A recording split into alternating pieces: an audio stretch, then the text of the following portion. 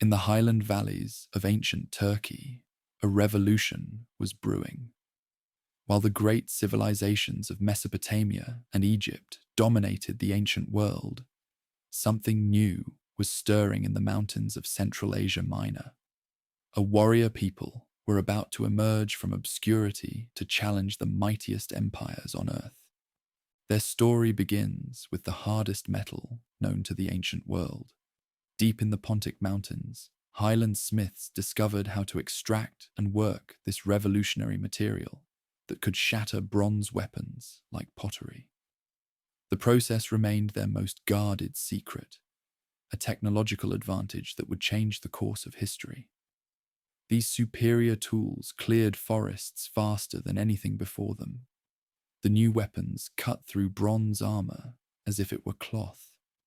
Most importantly, this metallurgical breakthrough gave those who possessed it overwhelming dominance in battle. The people who would build this empire arrived in Asia Minor during the 20th century BC as part of great migrations from Central Asia. These Indo-European speakers brought horses, wheeled vehicles, and a warrior culture that prized strength above all else. The harsh mountain landscape, with its bitter winters, scorching summers, and unforgiving mountain passes, demanded resilience. Only the strong survived, and the strong learned to dominate. They encountered a land already rich with established civilizations.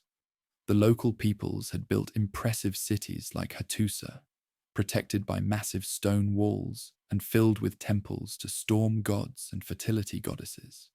Their merchants traded silver and timber with distant Assyria, growing wealthy from the commerce flowing between Asia and Europe. In the southeast, Hurrian rulers controlled crucial trade routes, their horse trainers legendary throughout the ancient world. But the newcomers possessed something their enemies lacked: superior weapons and three-man chariot crews.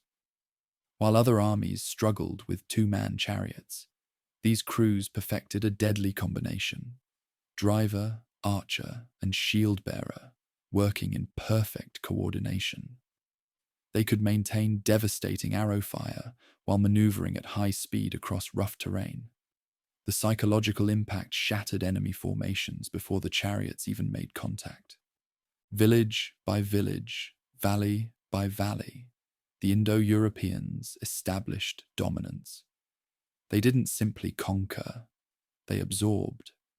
Local storm gods merged with their own deities. Hurrian horse training techniques enhanced their cavalry tactics. Local metalworking traditions combined with new smithing methods. The result was a fusion culture more powerful than anything that had come before. The first great king to exploit these advantages was Labana. Whether this was his personal name or royal title matters less than what he achieved.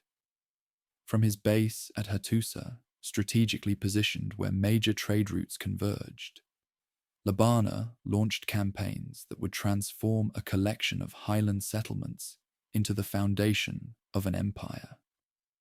His wars began in the early 17th century with modest raids against neighboring settlements. Victory followed victory as the superior weapons proved their devastating effectiveness.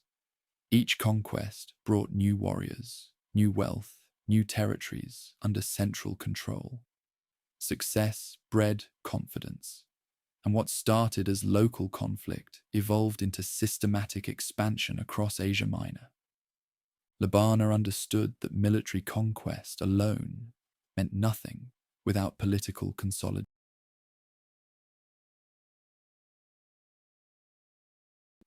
Others kept local rulers who accepted imperial overlordship in exchange for autonomy. The key was ensuring that conquered peoples benefited from inclusion in the expanding state. Trade networks exploded under imperial protection.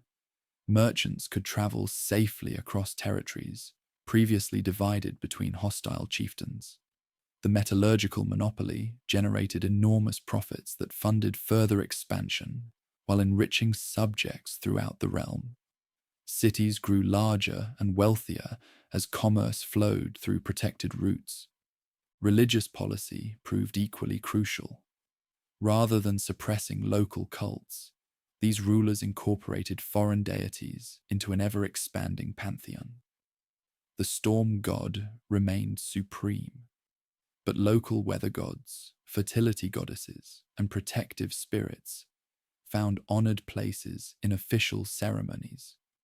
This theological flexibility created emotional bonds between ruler and ruled that force alone could never achieve. The legal system reflected this pragmatic approach to governance. Early Highland law codes combined Indo-European traditions with local precedents, creating flexible frameworks that addressed diverse populations' needs. Unlike the harsh eye for an eye justice common elsewhere, these laws emphasized compensation and restoration. A man who killed another's ox paid multiple animals rather than suffering equivalent punishment. Women enjoyed remarkably high status within this system. They could own property, conduct business, initiate divorce, and serve as priestesses in major temples.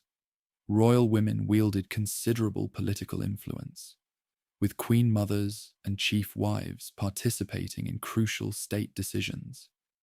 This progressive approach contrasted sharply with more restrictive practices in neighboring realms. Hattusa itself embodied the realm's growing power and sophistication. The capital expanded dramatically during Labana's reign, with new residential districts, craft quarters, and administrative buildings spreading beyond the original defensive walls. Ancient local neighborhoods coexisted with newer Indo-European districts, their contrasting architectural styles testament to ongoing cultural fusion. At the city's heart stood the royal citadel, its massive stone blocks fitted with such precision that later generations believed giants had built the walls. Within these fortifications, the great king maintained his court, received foreign ambassadors, and planned campaigns that would extend imperial power far beyond Asia Minor's borders.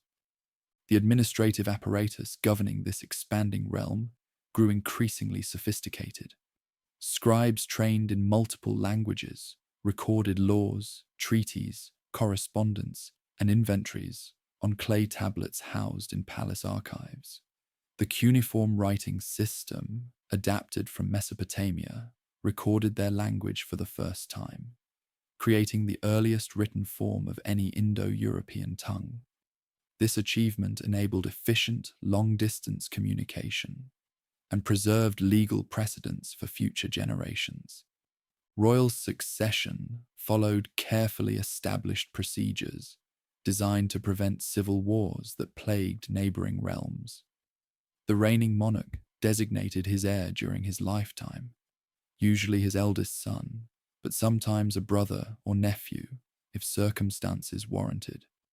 The chosen successor underwent intensive training in statecraft, military leadership, and religious duties. Elaborate ceremonies confirmed each new ruler's legitimacy and renewed noble oaths of loyalty.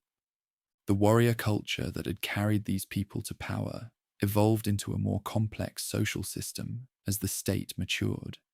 Military service remained the primary path to advancement, but scholarship, craftsmanship, and administrative skill also earned recognition. A professional soldier class formed the military corps, supported by militia levies during major campaigns. International relations gained importance as imperial influence expanded beyond Asia Minor. Diplomatic marriages bound neighboring rulers to Hattusa, while carefully negotiated treaties defined spheres of influence and mutual obligations. These mountain dwellers proved remarkably skillful at this new form of warfare, using negotiation and intimidation to achieve goals that would have required expensive military campaigns. The superior metallurgy remained their decisive advantage. While enemies still depended on bronze weapons and tools, Highland armies carried blades that could slice through enemy equipment like paper. Their farmers cleared forests and cultivated fields with implements that made their neighbors' bronze tools seem like children's toys. Most crucially, they guarded their metallurgical secrets jealously, ensuring that their technological superiority would endure for centuries. The military innovations extended far beyond superior weapons.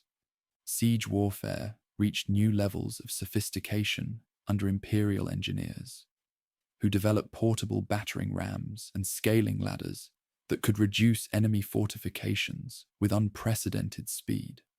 Light infantry, armed with javelins and axes, exploited breakthroughs created by chariot charges.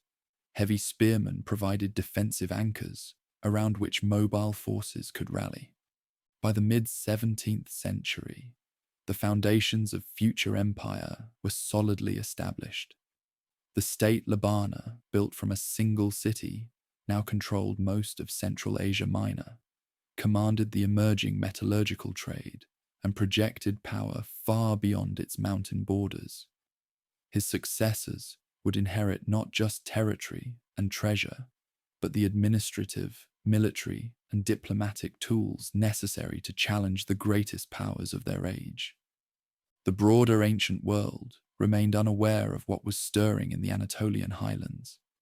In Syria's valleys, Egyptian and Mesopotamian armies clashed for control of the world's richest trade routes. Ambitious Babylonian kings dreamed of reviving ancient glory. Northern tribal peoples pressed against civilization's frontiers, seeking opportunities for conquest and plunder. None yet understood that a new power was rising, one that possessed superior technology, battle-tested tactics, flexible institutions, and the geographic advantages of mountain strongholds. These highland warriors had learned to combine multiple cultures' strengths into something greater than the sum of its parts. They stood poised to enter the wider world as equals to any power on earth. The age of expansion was about to begin. From their mountain fortress at Hattusili, ambitious kings would soon launch campaigns that would shake the ancient world to its foundations, challenging Egypt's pharaohs, conquering Babylon itself, and establishing an empire that stretched from the Black Sea to the borders of the Holy Land. The first great explosion of Hittite power was just around the corner. The mountain fortress of Hattusili had never seen anything like it. In the winter of 1650 BC, as snow blanketed the towering peaks, the great ruler stood before his assembled war council and declared his intention to march beyond the traditional boundaries of his realm. Not content with dominating Central Asia Minor, he would lead his forces into the southern lands themselves, challenging powers that had ruled the ancient world for over 1,000 years. What drove this audacious ambition? The answer lay in both opportunity and necessity. To the south, the great powers were locked in deadly rivalry. Egypt's pharaohs battled Mesopotamian rulers for control of wealthy Levantine cities, their forces clashing repeatedly in the fertile valleys between the mountains and the sea. Neither side possessed the technological advantages that made northern forces virtually unstoppable in open battle.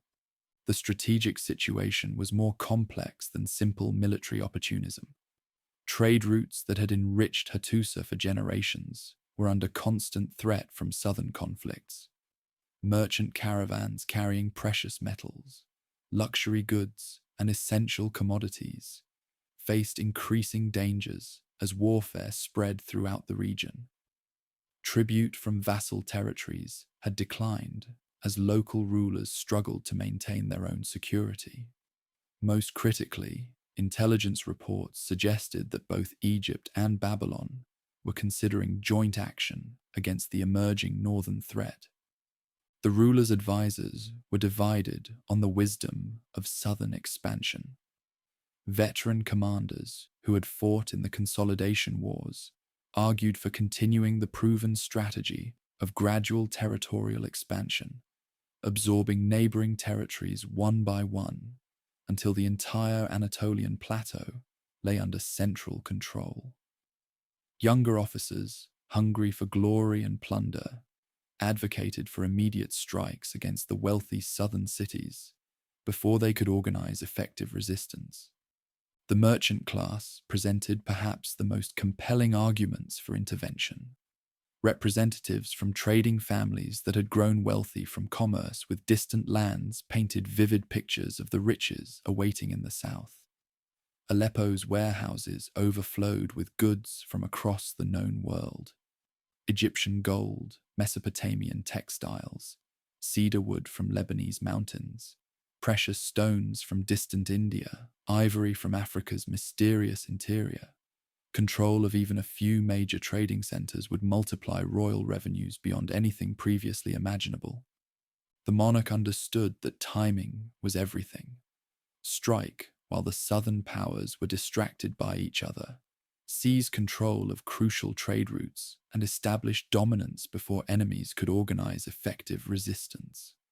The plan was brilliant in its simplicity and terrifying in its implications.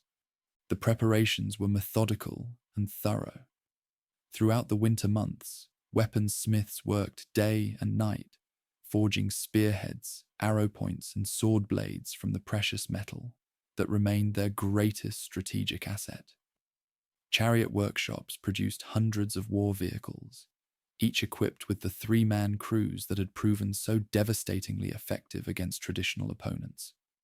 Quartermasters stockpiled grain, dried meat, wine, oil, and other supplies necessary for extended campaigns far from home.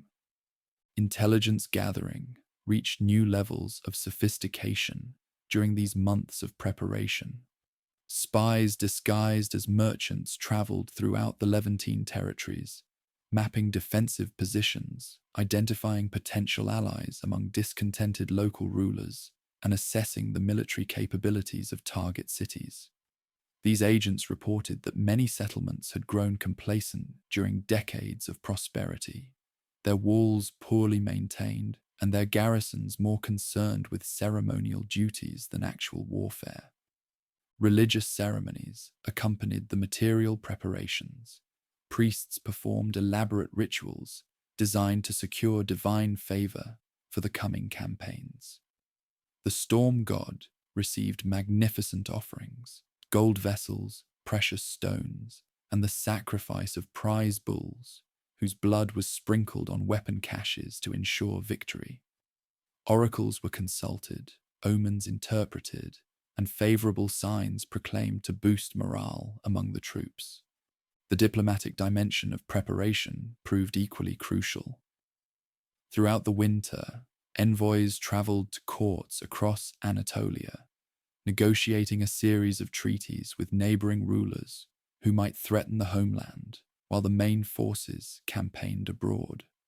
Some agreements were sealed with marriages between royal families, others with substantial tribute payments, still others with barely veiled threats of destruction.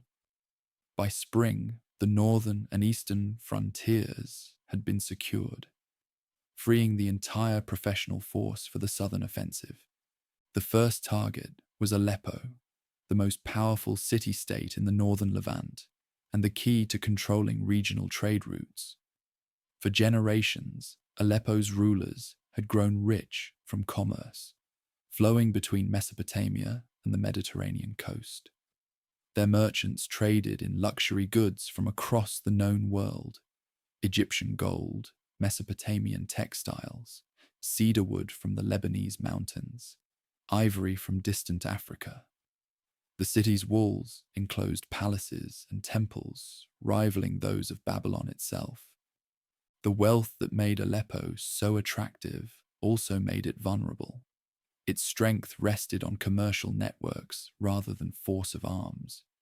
The city's defenders consisted primarily of bronze-armed infantry, supported by traditional two-man chariots, formidable against bandits or small raiding parties, but inadequate against a full-scale invasion by technologically superior opponents. Aleppo's ruling council had grown complacent during decades of prosperity. Trade agreements and diplomatic marriages had maintained peace with neighboring powers, creating an illusion of permanent security.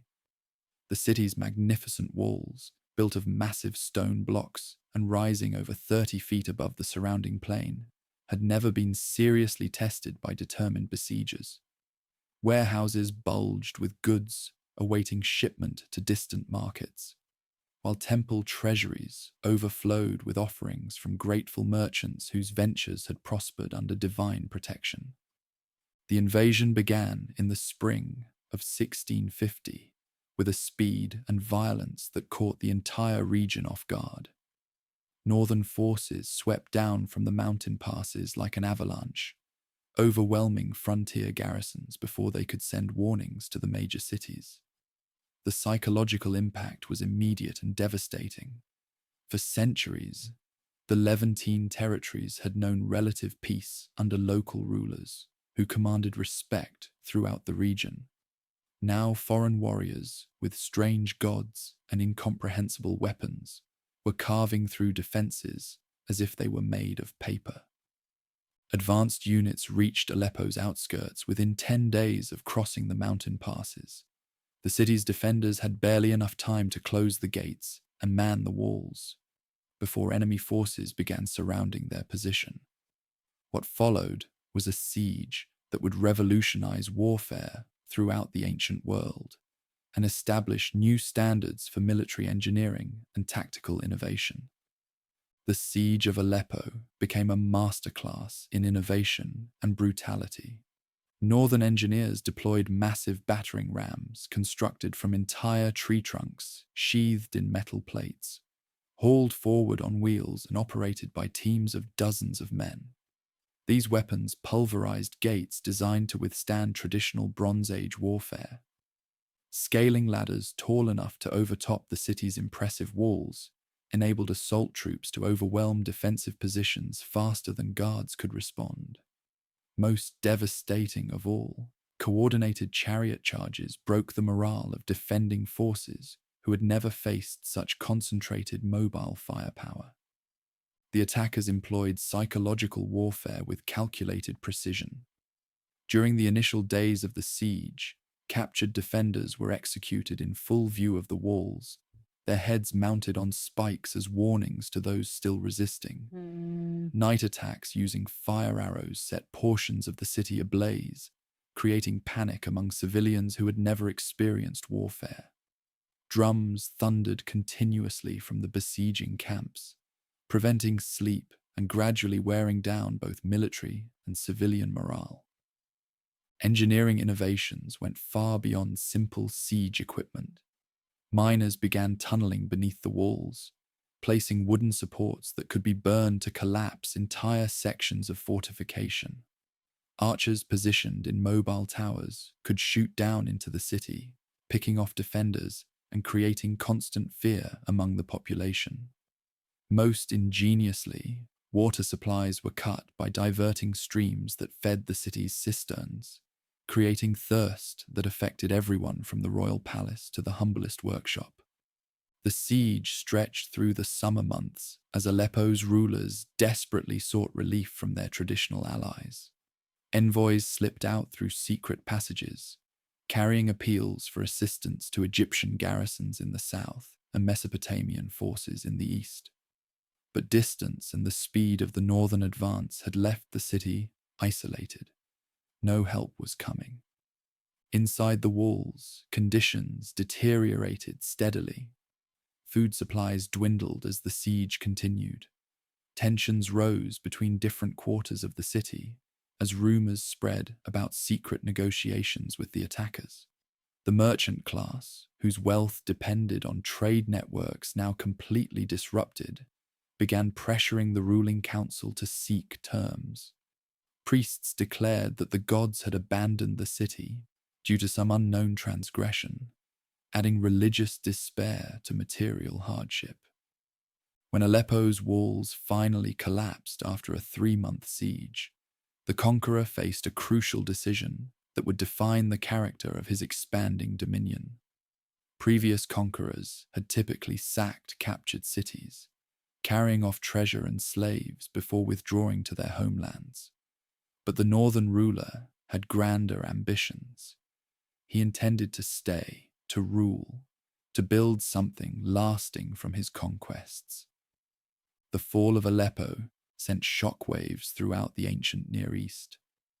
For the first time in recorded history, a power from the northern mountains had successfully challenged the established order in the Levantine heartland. Egyptian scribes recorded their pharaoh's alarm at reports of these mysterious warriors. Babylonian merchants fled northward, abandoning trade routes they had traveled for generations.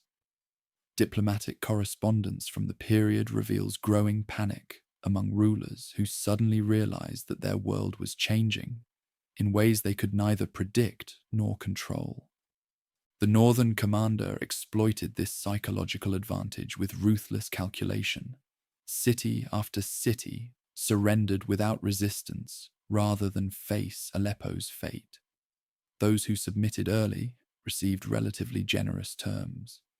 Local autonomy under new oversight, protection of traditional religious practices, continuation of established trade relationships. Those who resisted faced systematic destruction that became legendary throughout the region. But the true innovation lay not in the conquest itself, but in what followed. Instead of simply looting and withdrawing, the Northerners established a sophisticated administrative system designed to transform temporary victory into permanent control. Conquered territories were organized into provinces governed by appointed officials who combined local knowledge with loyalty to the central authority. Syrian nobles who accepted the new order found places in this system, their skills and connections valued by rulers who understood the complexities of governing diverse populations. The wealth flowing from these conquests transformed northern society itself. Levantine tribute included not just gold and silver, but skilled craftsmen, scholars, and administrators whose expertise enhanced state capabilities. Architects familiar with southern building techniques introduced new styles of construction to the capital. Scribes who understood multiple languages expanded the bureaucratic apparatus. Artists brought new aesthetic traditions that enriched court culture.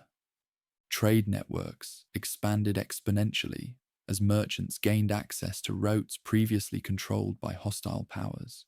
Caravans carrying goods from India and Central Asia could now travel safely from the Mediterranean coast to the Black Sea. The capital at Hattusili grew larger and more magnificent, its palaces and temples reflecting the cosmopolitan character of the expanding state. New quarters housed foreign artisans, diplomatic residences accommodated visiting ambassadors, and expanded markets sold goods from across the known world. The revenue streams generated by this commercial expansion funded further growth. Tribute from conquered cities provided steady income, but the real wealth came from taxes on trade. Customs duties, port fees, and market taxes generated resources that earlier rulers could never have imagined. These funds supported larger professional forces, more sophisticated administrative systems, and monumental building projects that advertised state power throughout the region. Religious policy proved particularly crucial to long-term stability. Rather than imposing highland beliefs on conquered peoples, imperial administrators incorporated Syrian deities into the expanding royal pantheon. The storm god remained supreme, but local weather gods, fertility goddesses, and protective spirits received official recognition and support. Temples were rebuilt rather than destroyed. Priests retained their positions, and traditional festivals continued under imperial sponsorship. The wealth flowing from these conquests transformed highland society itself. Syrian tribute included not just gold and silver, but skilled craftsmen, scholars, and administrators whose expertise enhanced imperial capabilities. Trade networks expanded dramatically as merchants gained access to routes previously controlled by hostile powers. The capital at Hattusa grew larger and more magnificent, its palaces and temples reflecting the cosmopolitan character of the expanding empire. But success bred its own problems. The more territory Hattusili conquered, the more enemies he created. Egyptian pharaohs watched the highland expansion with growing alarm, recognizing a fundamental threat to their traditional dominance in the region. Mesopotamian kings began forming defensive alliances against the northern upstarts. Most dangerously, success attracted the attention of powers that had previously ignored the highland realm as irrelevant to their strategic calculations. The king's response was characteristically aggressive. Rather than consolidating his gains and seeking accommodation with threatened neighbors, he launched new campaigns designed to eliminate potential enemies before they could organize effective resistance. Highland armies struck deeper into Syria, capturing cities that controlled approaches to both Egypt and Mesopotamia. These expanded operations required increasingly sophisticated logistical support.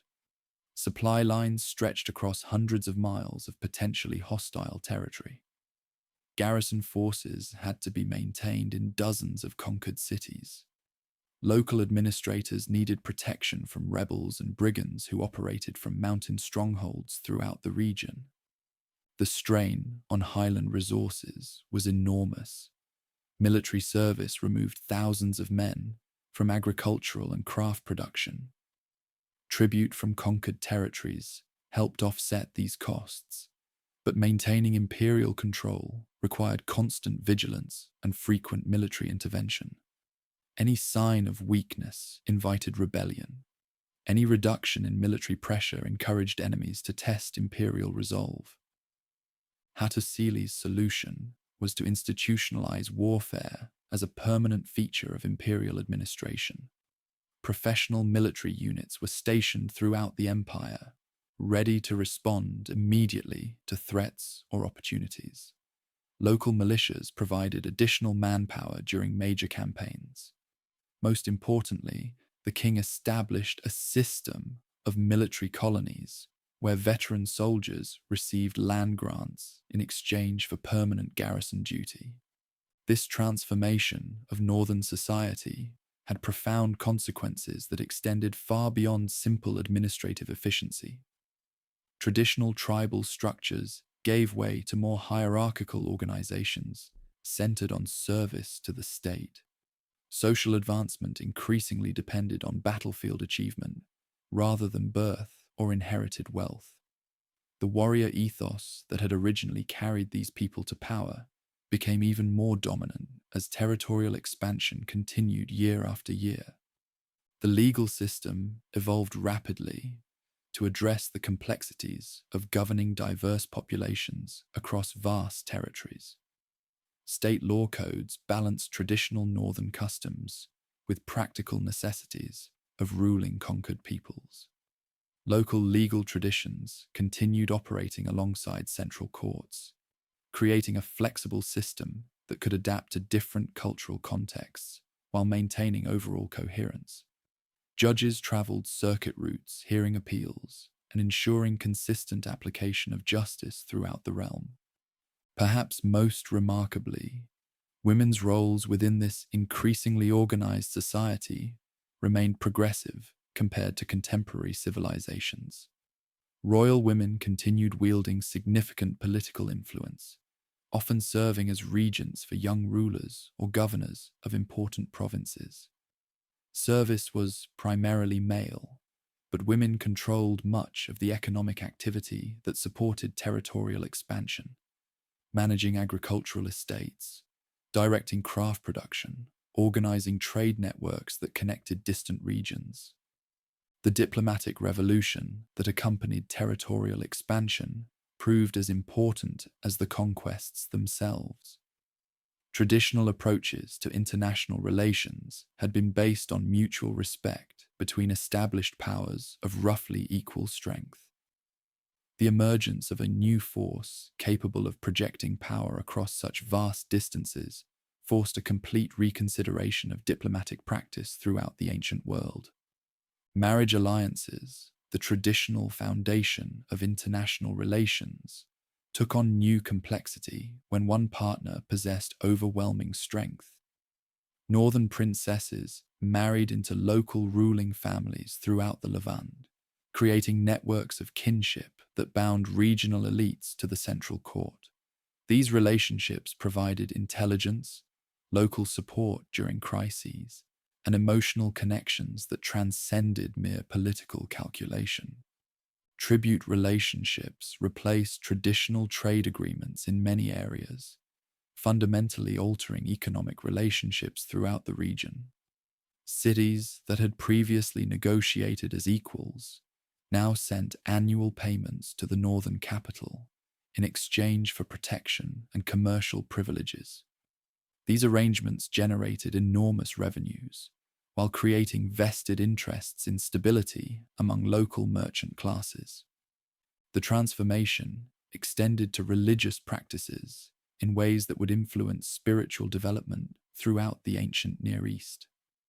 Temple cults that had previously served purely local functions began incorporating elements from the northern pantheon. Priestly exchanges brought foreign theological concepts to traditional religious centers. Most significantly, the concept of a supreme storm god ruling over multiple regional deities provided a model for later monotheistic developments. By 1620, 30 years after beginning the southern campaigns, the ruler had fundamentally altered the balance of power throughout the ancient Near East. The state stretched from the central mountains to the approaches of Egypt, from the Mediterranean coast to the borders of Mesopotamia. Northern forces had proven their superiority in battle after battle. Administration had demonstrated its effectiveness in governing diverse populations, and diplomacy had created networks of alliance and tribute that projected power.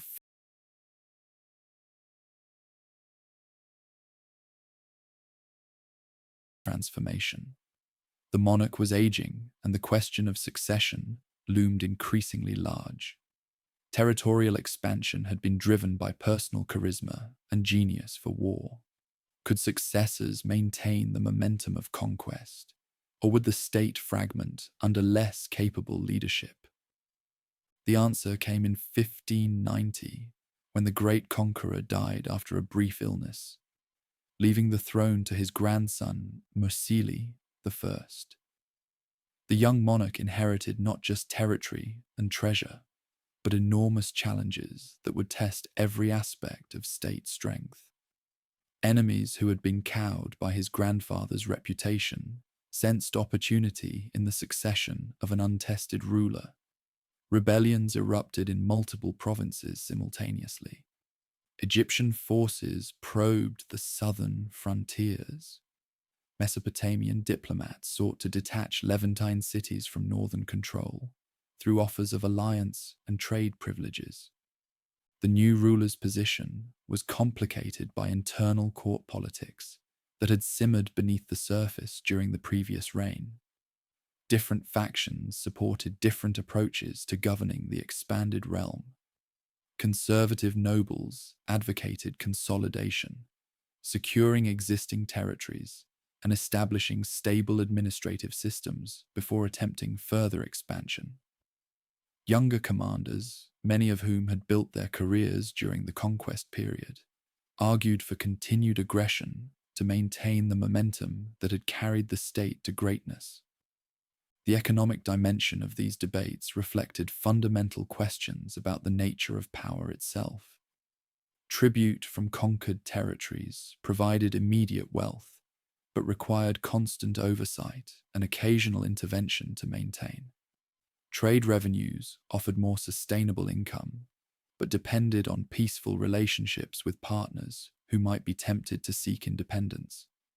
The balance between coercion and cooperation would determine not just the state's future prosperity, but its very survival. Religious considerations added another layer of complexity to the succession crisis. Priests who had overseen the integration of foreign deities into the royal pantheon worried that political instability might undermine the theological foundations of rule.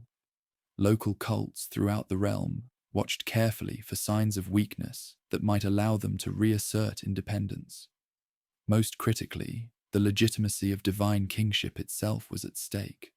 If the gods truly favored the northern dynasty, why had they allowed the great conqueror to die at such a crucial moment? Mursili's response would determine whether the state his grandfather built would survive and prosper or collapse into the chaos that had claimed so many previous conquerors. The young monarch faced the ultimate test of northern power. Could a civilization built on conquest successfully transfer authority from one generation to the next? His answer came in the form of the most audacious campaign in ancient history, a strike that would carry northern forces further from home than any previous expedition and establish their reputation as the most formidable warriors of their age. Rather than consolidating existing territories or seeking accommodation with threatened neighbors, Mursili chose to demonstrate state power through an act so bold that it would shock the entire ancient world. The target was Babylon itself, the greatest city of Mesopotamia, heir to thousands of years of civilization, center of learning and culture that had given the world its first laws and literature. No foreign army had successfully captured Babylon for over 4 centuries. Its massive walls, complex defenses, and strategic location had made it virtually impregnable. Its wealth was legendary, its population enormous, its symbolic importance incalculable. Yet this was precisely what made Babylon the perfect target for a young ruler who needed to establish his credentials as a worthy successor to his grandfather's legacy. Success would demonstrate that the northern state remained as dangerous as ever. Failure would invite rebellions throughout the realm and possibly lead to complete collapse. The campaign would test every innovation that had made northern expansion possible. Superior metallurgy, advanced tactics, sophisticated logistics, diplomatic skill, and the administrative capacity to coordinate complex operations across vast distances. It would also reveal whether the cultural fusion that had strengthened the state during its rise could survive the ultimate test of ambition. The stage was set for the most dramatic chapter in northern expansion, a campaign that would either establish permanent dominance or destroy everything the previous generation had built. The young ruler's decision would echo through centuries of ancient history, marking either the triumph or the catastrophic failure of northern ambitions. The fate of the ancient world hung in the balance. The young ruler stood at the crossroads of history. In the spring of 1595 BC, as reports of rebellions poured in from across his grandfather's conquered territories, Mursili the Febrile made a decision that would define not just his own reign, but the entire future of his people. Rather than rushing to suppress local uprisings or negotiating with threatening neighbors, he would undertake the most audacious campaign in recorded history, a lightning strike against the great Mesopotamian capital itself. The very idea seemed impossible. The legendary city lay over 500 miles from the highland capital, across deserts, rivers, and territories controlled by hostile powers. This ancient metropolis had stood unconquered for 4 centuries, its massive walls and complex defenses making it the most formidable fortress in the ancient world. Its population numbered in the hundreds of thousands. Its wealth was legendary, and its symbolic importance as the heir to Mesopotamian civilization made it seem divinely protected. Yet this was precisely why the Mesopotamian capital represented the perfect target for a young monarch who needed to establish his credentials as a worthy successor to his grandfather's legacy. Previous rulers throughout history had built their reputations through gradual territorial expansion or defensive victories against invading forces. Mursili would announce his arrival on the world stage by accomplishing something no foreign power had achieved in living memory. The strategic calculation behind this seemingly reckless decision revealed sophisticated understanding of both tactical capabilities and political psychology. News of a successful assault on the ancient metropolis would instantly crush rebellious movements throughout the highland territories. Local rulers who might be tempted to declare independence would think twice about challenging a power capable of such unprecedented achievements. Most importantly, success would demonstrate that the technological and tactical advantages that had carried the mountain state to greatness remained as decisive as ever. Preparation for this bold venture required months of careful planning that tested every aspect of state organization. The logistics alone were staggering. Moving a large enough force to threaten the Mesopotamian capital across such vast distances demanded unprecedented coordination of supplies, transportation, and communication. Traditional approaches to campaign planning were completely inadequate for an operation of this scale and ambition. The combat innovations developed during the Levantine conquests were refined and perfected for this ultimate test. Chariot forces received new vehicles specifically designed for long-distance operations, with reinforced wheels, improved suspension systems, and modular construction that allowed for field repairs using standardized components. Infantry equipment was standardized to simplify supply requirements, with each soldier carrying identical weapons, armor, and tools that could be maintained and replaced more easily during extended campaigns. Perhaps most critically, this great raid would test the iron monopoly that remained the foundation of Highland tactical superiority. Weapons and tools manufactured from the precious metal gave individual soldiers decisive advantages over bronze-equipped opponents, but the real strategic value lay in the psychological impact of technological superiority. Enemy forces facing iron-armed opponents knew before battle began that their equipment was fundamentally inferior, a realization that often determined the outcome before fighting even commenced. Intelligence gathering for the ambitious operation reached new levels of sophistication that would influence espionage techniques for centuries to come. Agents disguised as merchants, pilgrims, and diplomats had been infiltrating Mesopotamian territories for months, mapping defensive positions, assessing garrison strengths, and identifying potential allies among discontented local populations. These operatives reported that the target city's current ruler, Samsu-Ditana, commanded limited popular support and faced growing economic difficulties that might create opportunities for foreign intervention. The diplomatic dimension of preparation proved equally crucial to the expedition's success. Secret negotiations with tribal leaders along the planned route secured passage rights and supply agreements that would enable the northern forces to maintain their advance without exhausting their own logistics. Some agreements were sealed with gold, others with promises of future trade relationships, still others with threats of destruction for those who might consider opposing the passage. Religious ceremonies accompanied the material preparations, with elaborate rituals designed to secure divine favor for this unprecedented undertaking. The storm god received magnificent offerings, golden vessels, precious stones, and the sacrifice of prize bulls whose blood was sprinkled on weapon caches to ensure victory. Priests proclaimed favorable omens and divine signs that encouraged troops who would be marching further from home than any Highland force in history. The great venture departed Hattusili in the late summer of 1595. timing calculated to arrive at the target during the most favorable season for siege operations.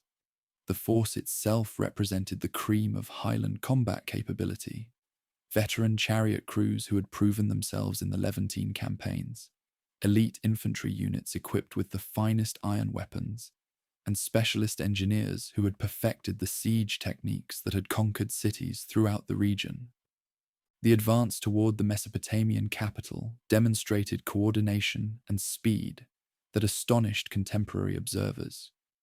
Rather than following traditional caravan routes that could be easily monitored and blocked, the Highland forces struck across country using intelligence gathered during months of careful reconnaissance. Cities that might have organized resistance found themselves bypassed entirely, while those foolish enough to attempt interference were overwhelmed so quickly that warnings could not be sent ahead. The psychological impact of this lightning advance created panic throughout Mesopotamia. For generations, the region had enjoyed relative security behind the barrier of distance and difficult terrain that separated the civilized south from the barbarian highlands. The sudden appearance of a large, well-equipped foreign force, moving with such speed and purpose, shattered assumptions about natural defensive barriers and tactical possibilities. Local rulers faced impossible choices as reports arrived of the approaching northern expedition. Those who attempted resistance were crushed with devastating efficiency, their cities sacked, and their populations deported or massacred as examples to others. Those who offered submission were generally spared immediate destruction, but found themselves incorporated into the advancing force as guides, suppliers, or auxiliary troops, whether they wanted such roles or not. The speed of the advance created its own momentum that carried the expedition forward almost regardless of strategic considerations. Cities that might have organized effective resistance if given time to prepare found themselves confronted by overwhelming force before adequate preparations could be completed. Defensive alliances that might have created serious obstacles were disrupted before they could coordinate their efforts effectively. Word of the approaching crisis reached the great city weeks before the Highland forces appeared on the horizon, but its rulers found themselves paralyzed by the unprecedented nature of the threat. Traditional diplomatic approaches were useless against invaders, who showed no interest in negotiation or accommodation. Defense preparations were hampered by uncertainty about enemy capabilities and intentions. Most critically, the psychological shock of facing the impossible left many leaders unable to respond effectively to the rapidly developing situation. The siege that followed became a legend that would be retold for centuries throughout the ancient world. Highland engineers deployed every innovation developed during previous campaigns, plus new techniques specifically designed to overcome the target's formidable defenses. Massive siege towers enabled attackers to fight on equal terms, with defenders manning the city's towering walls. Battering rams, reinforced with iron fittings, smashed through gates that had protected the metropolis for generations. The defenders fought with desperate courage, knowing that defeat meant not just personal destruction, but the end of their entire way of life. The ancient metropolis's walls had never been breached by foreign enemies. Its temples housed treasures accumulated over millennia of Mesopotamian civilization. Its libraries contained the world's greatest collection of literature, law, and learning.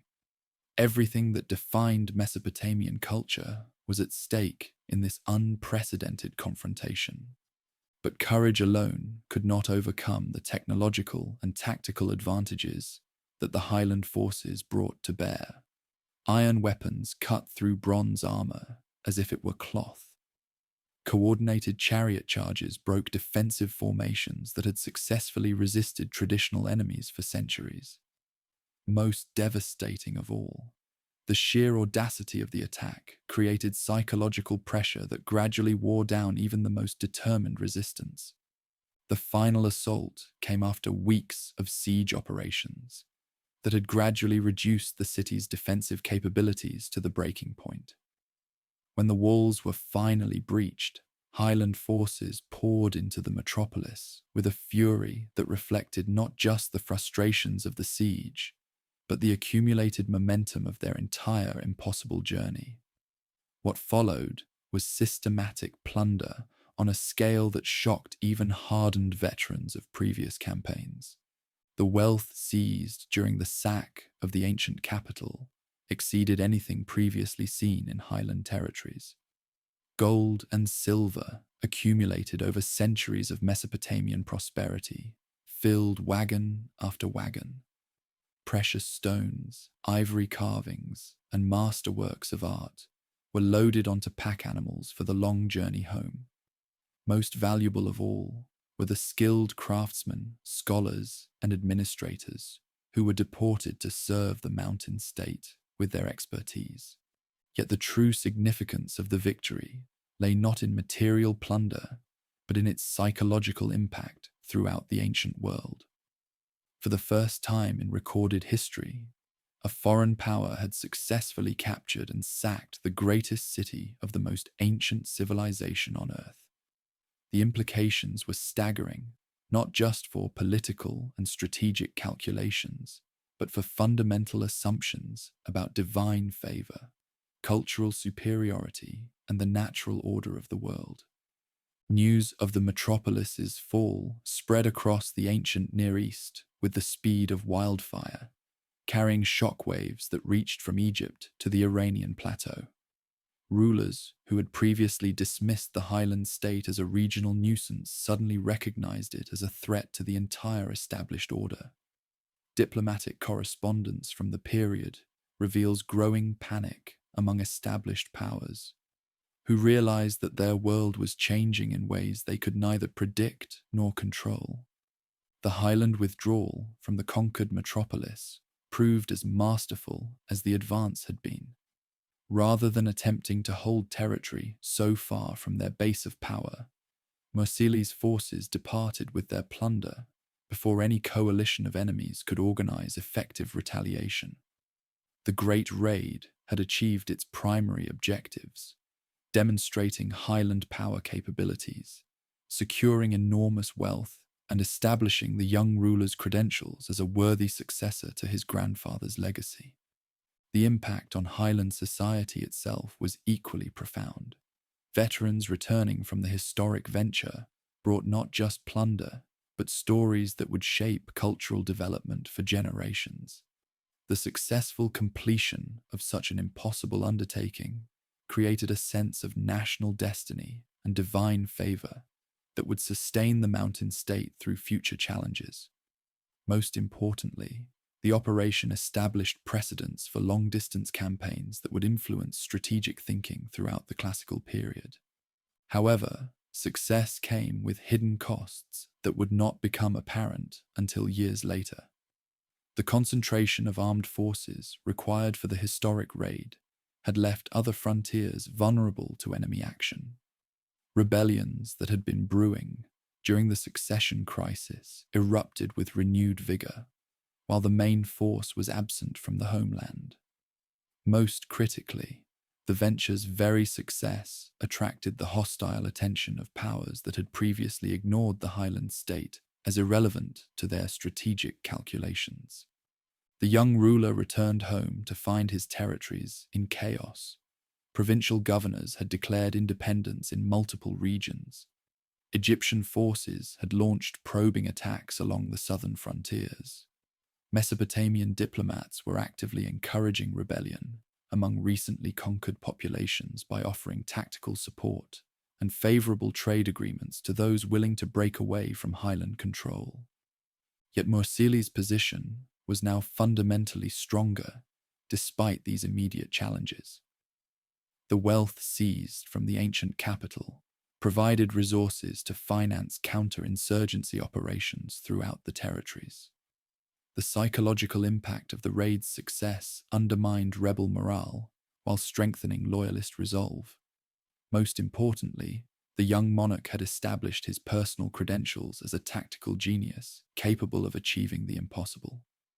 The suppression of rebellions that followed demonstrated how thoroughly the Highland state had internalized the lessons of governing diverse populations across vast territories. Rather than relying purely on armed force, administrators combined coercion with incentives that addressed legitimate grievances while maintaining central authority.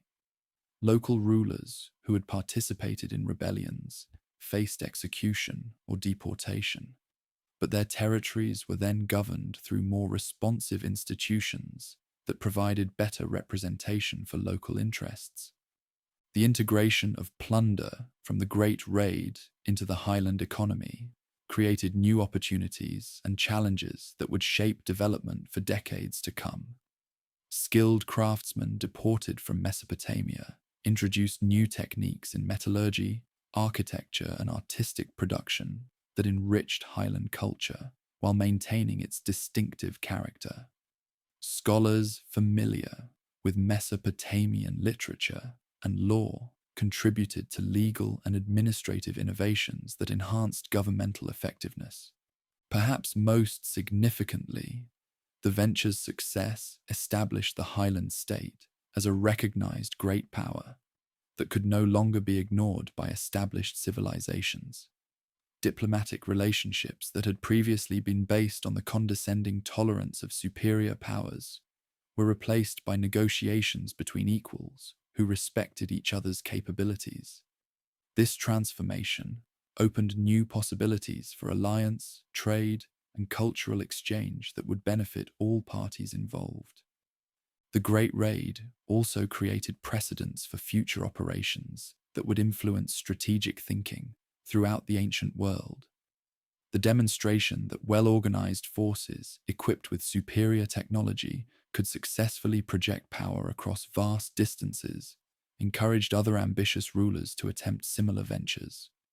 More importantly, it established the Highland state's reputation as the most formidable combat power of its age, a reputation that would deter potential enemies while attracting allies seeking protection or partnership. Yet the very success that elevated the mountain state to great power status also created new vulnerabilities that would test every aspect of its institutional strength. The wealth and prestige gained through the historic raid made Highland territories increasingly attractive targets for other ambitious powers. The demonstration of long-distance operational capabilities revealed both strengths and weaknesses that careful observers could exploit in future conflicts. Most critically, the venture's success created expectations among the Highland population that future rulers would be measured against the standards set by Mursili's impossible achievement. This psychological pressure would influence strategic decision-making for generations, sometimes encouraging bold initiatives that enhanced state power, but other times leading to reckless gambles that threatened everything previous generations had built. The young ruler's triumph would prove to be both the culmination of early Highland expansion and the beginning of a new phase in which the state would have to learn how to exercise great power responsibilities while maintaining the aggressive spirit that had carried it to prominence. The lessons learned during the historic raid would be tested repeatedly in the challenges that lay ahead. Challenges that would determine whether the Highland state could sustain its position among the great powers of the ancient world, or whether its meteoric rise would be followed by equally dramatic decline. The age of impossible raids was ending. The age of great power diplomacy and sustained competition was about to begin. The palace at Hattusili had never been quieter. In the winter of 1590 BC, just 5 years after his triumphant return from the impossible raid on the Mesopotamian capital, Mursili lay dead in his chamber, not from enemy action or battlefield wounds, but from the blade of his own brother-in-law. The assassination sent shockwaves through a realm that had grown accustomed to spectacular victories and unending growth. For the first time in generations, the throne was occupied by blood rather than glory. Hattusili, the assassin who seized power, justified his actions by claiming divine displeasure with Mursili's reckless adventures. The gods had shown their anger, he declared, by allowing the great raid to unleash a terrible plague upon the homeland, a pestilence that Greek captives had unknowingly carried back from their distant campaign. Thousands had died in the years following the victory, including members of the royal family itself. Someone had to pay for this catastrophe, and Mursili bore ultimate responsibility for leading his people into divine wrath. But whatever religious justification Hattusili offered, his coup marked the beginning of the darkest period in the kingdom's history. The new ruler possessed neither the charisma nor the tactical genius of his predecessors. Within months of seizing power, rebellions erupted across the realm as local governors sensed weakness at the center. Egyptian forces launched probing attacks along southern frontiers. Mesopotamian monarchs encouraged defections among recently conquered populations. Most critically, the mountain tribes known as the Kaska began their relentless pressure against the homeland itself. The Kaska represented everything the Anatolian power had sought to transcend. These tribal peoples lived in the rugged mountains north of Hattusa, their society organized around clan loyalties and seasonal warfare, rather than the sophisticated administrative systems that had enabled territorial growth. They possessed no cities, built no monuments, and left no written records, yet they understood Anatolian weaknesses better than any sophisticated enemy. Their raids began as opportunistic strikes against isolated settlements, but gradually escalated into coordinated campaigns that threatened the very heart of the realm. Unlike traditional enemies who fought set-piece battles, where Anatolian technological advantages could prove decisive, the Kaska employed hit-and-run tactics that neutralized superior equipment and organization. They struck without warning, disappeared into mountain fastnesses before retaliation could be organized, and returned whenever the royal forces were occupied elsewhere. The psychological impact of these tribal incursions proved as devastating as their material damage. For generations, Anatolian identity had been built around the concept of civilized superiority over barbarian neighbors. The successful conquest of sophisticated southern cities had reinforced this sense of cultural destiny. Now, primitive mountain dwellers were laying waste to regions that had seemed permanently secure, revealing fundamental vulnerabilities in the system that had carried the empire to greatness. Hattusili's response to these mounting crises revealed the limitations of rule based purely on political manipulation, rather than proven competence. His forces won occasional victories against Kaska raiding parties, but could never eliminate the threat entirely. Rebellious provinces were sometimes brought back under central control, but at enormous cost in resources and manpower. Most critically, the ruler failed to inspire the kind of loyalty that had enabled previous monarchs to overcome seemingly impossible challenges. The plague that had provided Hattusili's justification for seizing power continued ravaging the highland population throughout his reign. Cities that had flourished during the expansion period saw their populations decimated by disease. Agricultural production declined as farming communities were abandoned or consolidated. Trade networks that had generated enormous wealth during previous decades contracted as merchants sought safer routes through territories controlled by more stable powers. Religious explanations for these catastrophes multiplied as priests struggled to understand why the gods had apparently abandoned their chosen people. Some blamed the sack of foreign temples during the Great Raids. Others pointed to violations of traditional customs, as the state had absorbed foreign influences. Still others argued that the dynasty itself had lost divine favor and needed to be replaced by rulers more acceptable to the celestial powers. The succession crisis that followed Hattusili's eventual death in 1560 BC nearly destroyed the Anatolian Empire entirely. Multiple claimants emerged from different branches of the royal family, each supported by different commanders and administrative factions. The resulting civil war lasted over a decade and consumed resources that could have been used to address external threats or internal renewal. Over these chaotic years, the regions conquered by earlier kings gradually slipped away from central control. Syrian cities declared independence and sought protection from Egyptian or Mesopotamian patrons.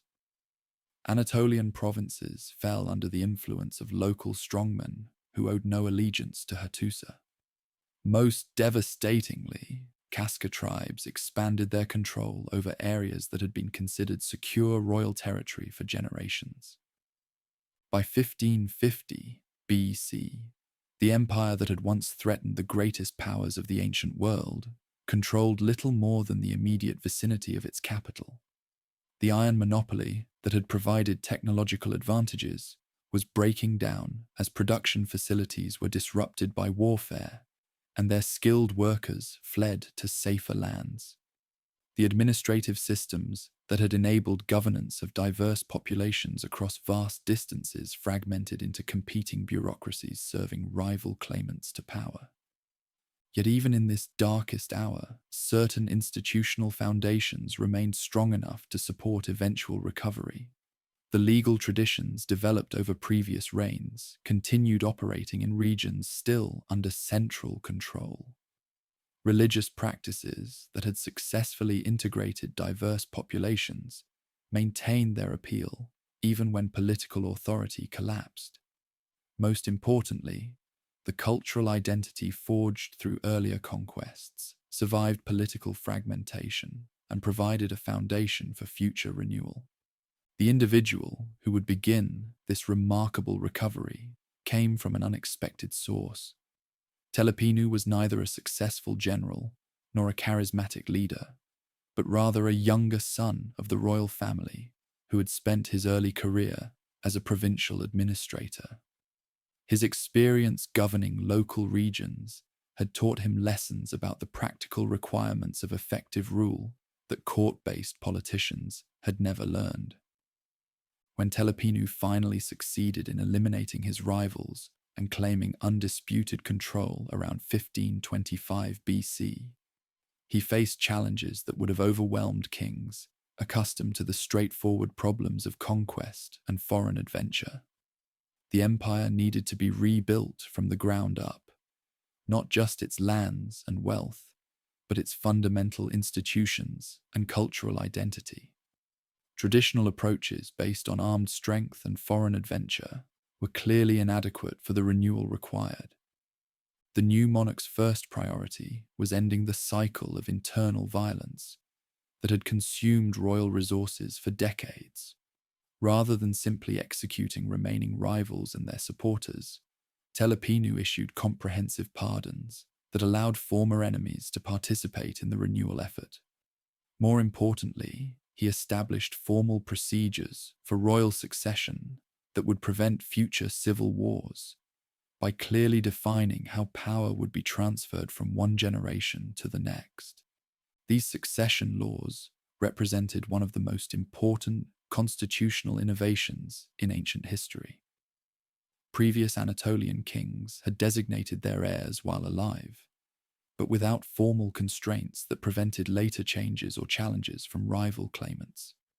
Telepinu's legislation specified that only direct male descendants could inherit the throne, established procedures for regencies when heirs were too young to rule, and created institutional mechanisms for resolving disputes without resort to civil war.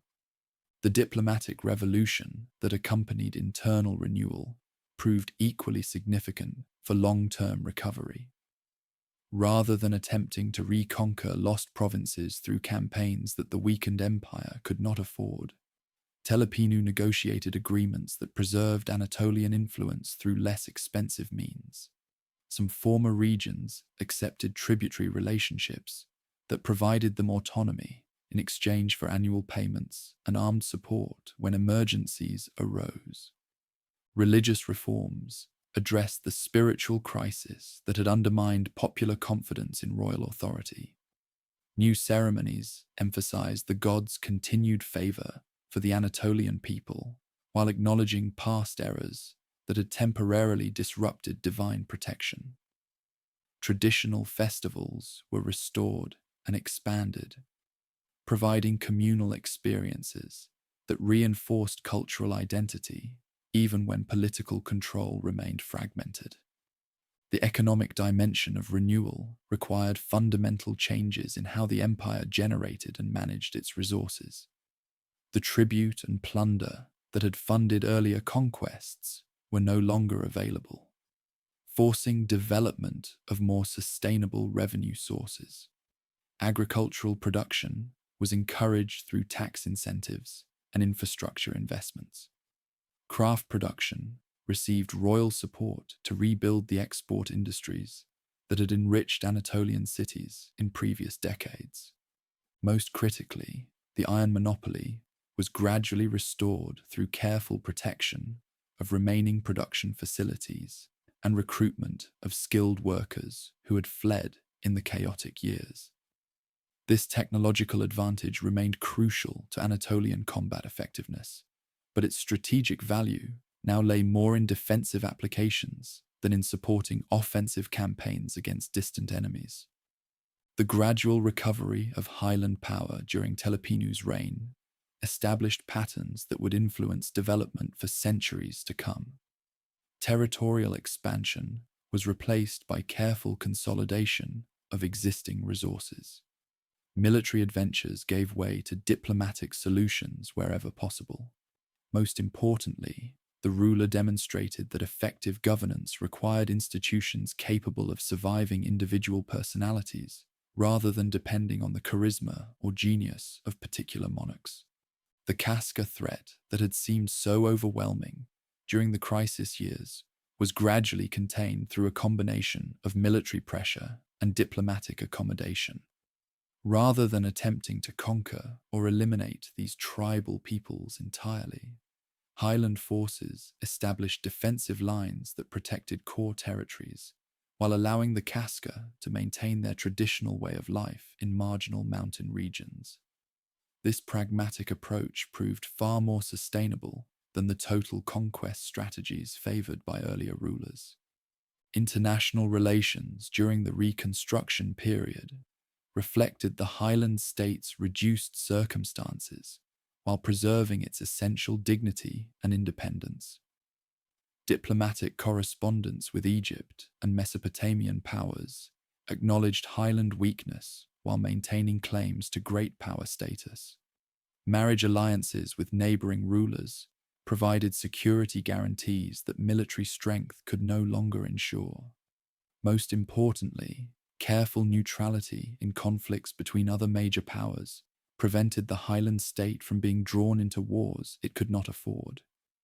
The cultural achievements of this recovery period often receive less attention than the spectacular conquests of earlier reigns, but they proved equally important for long-term development. Legal codes were refined and expanded to address the complexities of governing regions that had experienced decades of disruption. Literary traditions were preserved and enhanced through royal patronage of scribal schools. Architectural projects, though more modest than the monuments built in earlier periods, demonstrated continuing royal authority and divine favor. Perhaps most significantly, the recovery established new models for Anatolian leadership that emphasized administrative competence and institutional stability rather than combat glory and personal charisma. Future kings would still need to demonstrate warrior virtues when circumstances required, but they would also be expected to master the complex skills of diplomacy, law-giving, and economic management that Telepinu had shown to be equally important for effective governance. By 1500 BC, 30 years after beginning his reign, Amid the ruins of Anatolian power, Telepinu had accomplished what many contemporaries considered impossible. The empire was not merely surviving, but beginning to prosper again. Core regions were secure from external threats. Internal institutions functioned effectively without constant royal intervention. Most importantly, the cultural confidence that had originally enabled Anatolian growth was gradually returning as people rediscovered pride in their distinctive achievements and capabilities.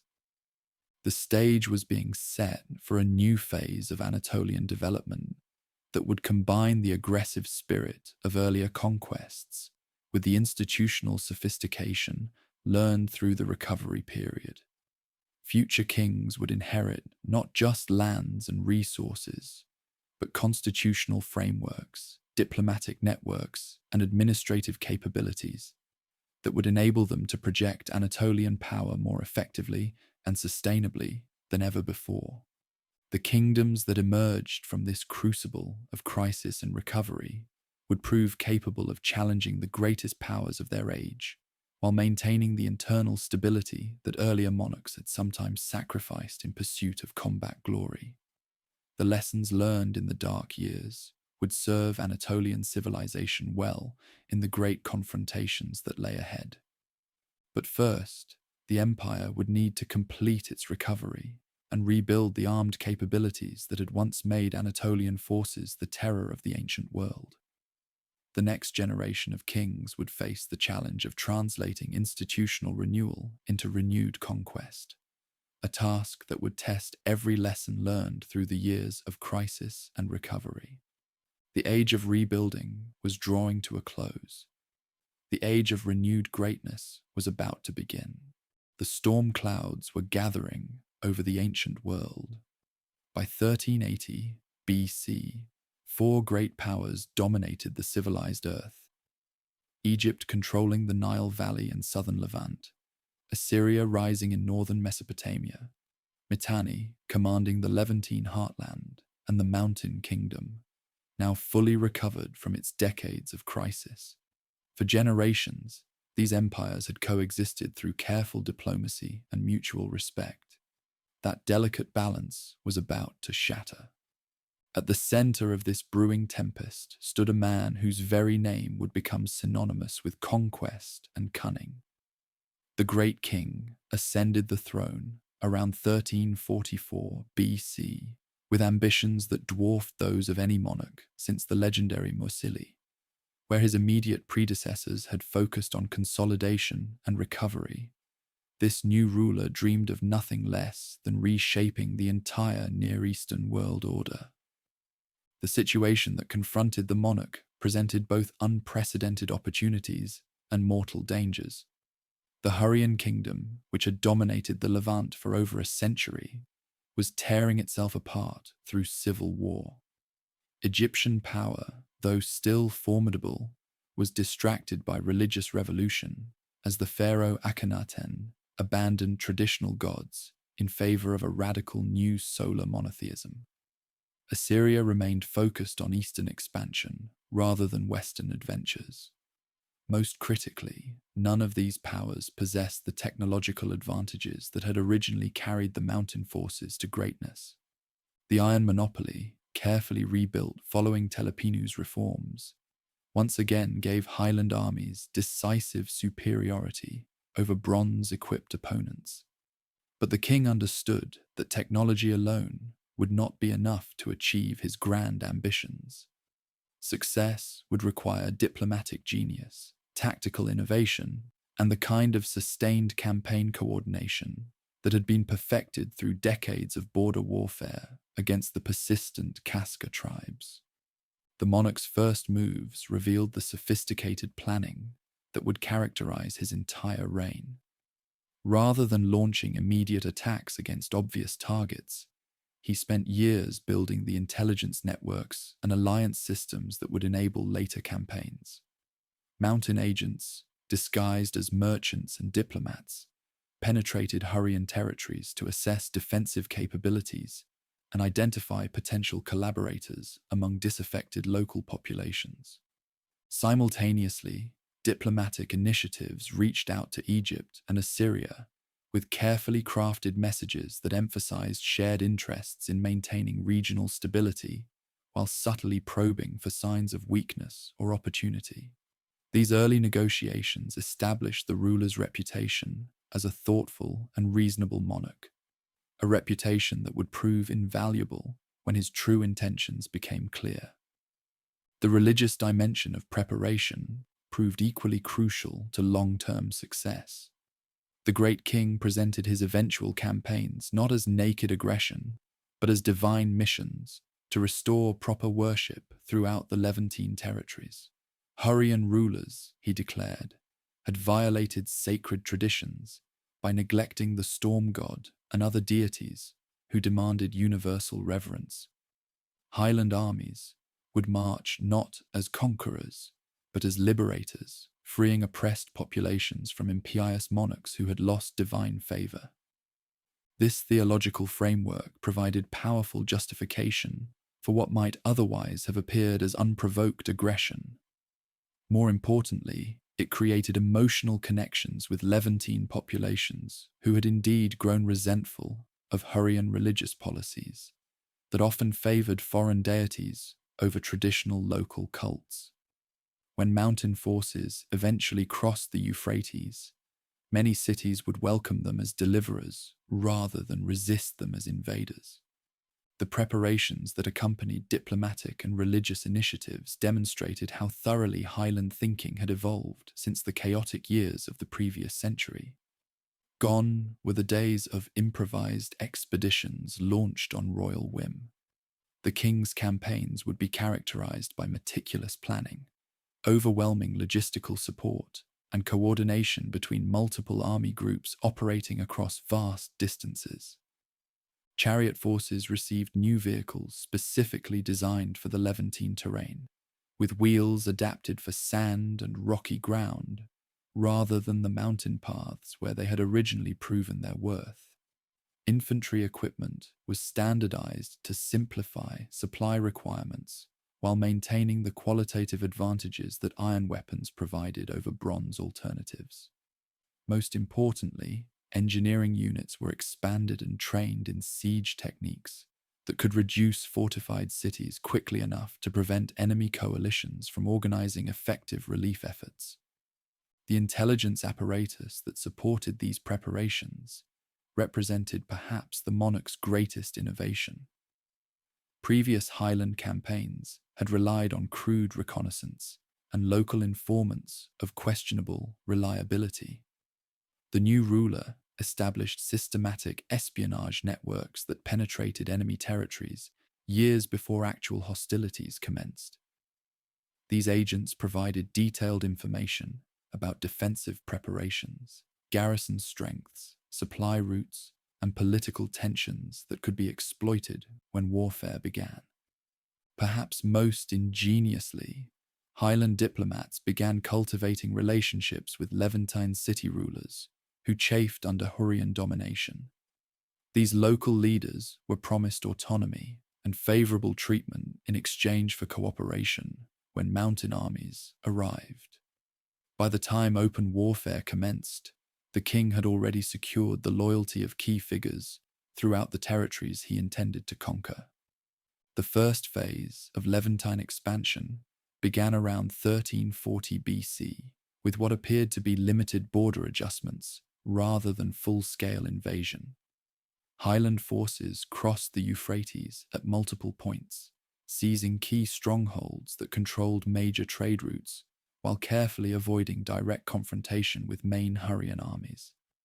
These initial operations were presented as responses to border violations and protection of mountain merchants rather than territorial conquest. This graduated escalation served multiple purposes. It allowed the monarch to test Hurrian responses and assess the effectiveness of his reformed armies without committing to irreversible conflict. It demonstrated Highland capabilities to potential allies and enemies throughout the region. Most importantly, it created a series of accomplished facts that shifted the balance gradually rather than provoking immediate coalition warfare against the expanding kingdom. The Hurrian response revealed the fundamental weaknesses that the king had correctly identified in his calculations. King Tushratta, distracted by internal rebellions and religious disputes, could not organize effective resistance to the initial highland incursions. His appeals for assistance from Egypt and Assyria received polite but non-committal responses from powers that had their own priorities. Most critically, the Levantine cities that should have formed the backbone of Hurrian resistance began defecting to the mountain cause as soon as enemy armies appeared on the horizon. The psychological impact of these early successes created momentum that carried highland expansion far beyond what initial planning had envisioned. Cities that had prepared for lengthy sieges opened their gates when they realized that resistance was futile. Regional governors who had sworn loyalty to the Hurrians switched sides when they calculated that mountain victory was inevitable. Most dramatically, several major Levantine centers actually invited highland occupation as protection against the chaos that was consuming the Hurrian heartland. By 1335 BC, just 5 years after beginning his Levantine adventure, the great king controlled most of northern regions and was preparing to strike at the very heart of Hurrian power. The speed of this conquest astonished contemporary observers throughout the ancient world. Never before had such extensive territories changed hands so quickly, with so little apparent effort from the conquering power. Yet success bred new challenges that tested every aspect of Highland institutional capability. The territories now under royal control were far more extensive and culturally diverse than anything previous monarchs had attempted to govern.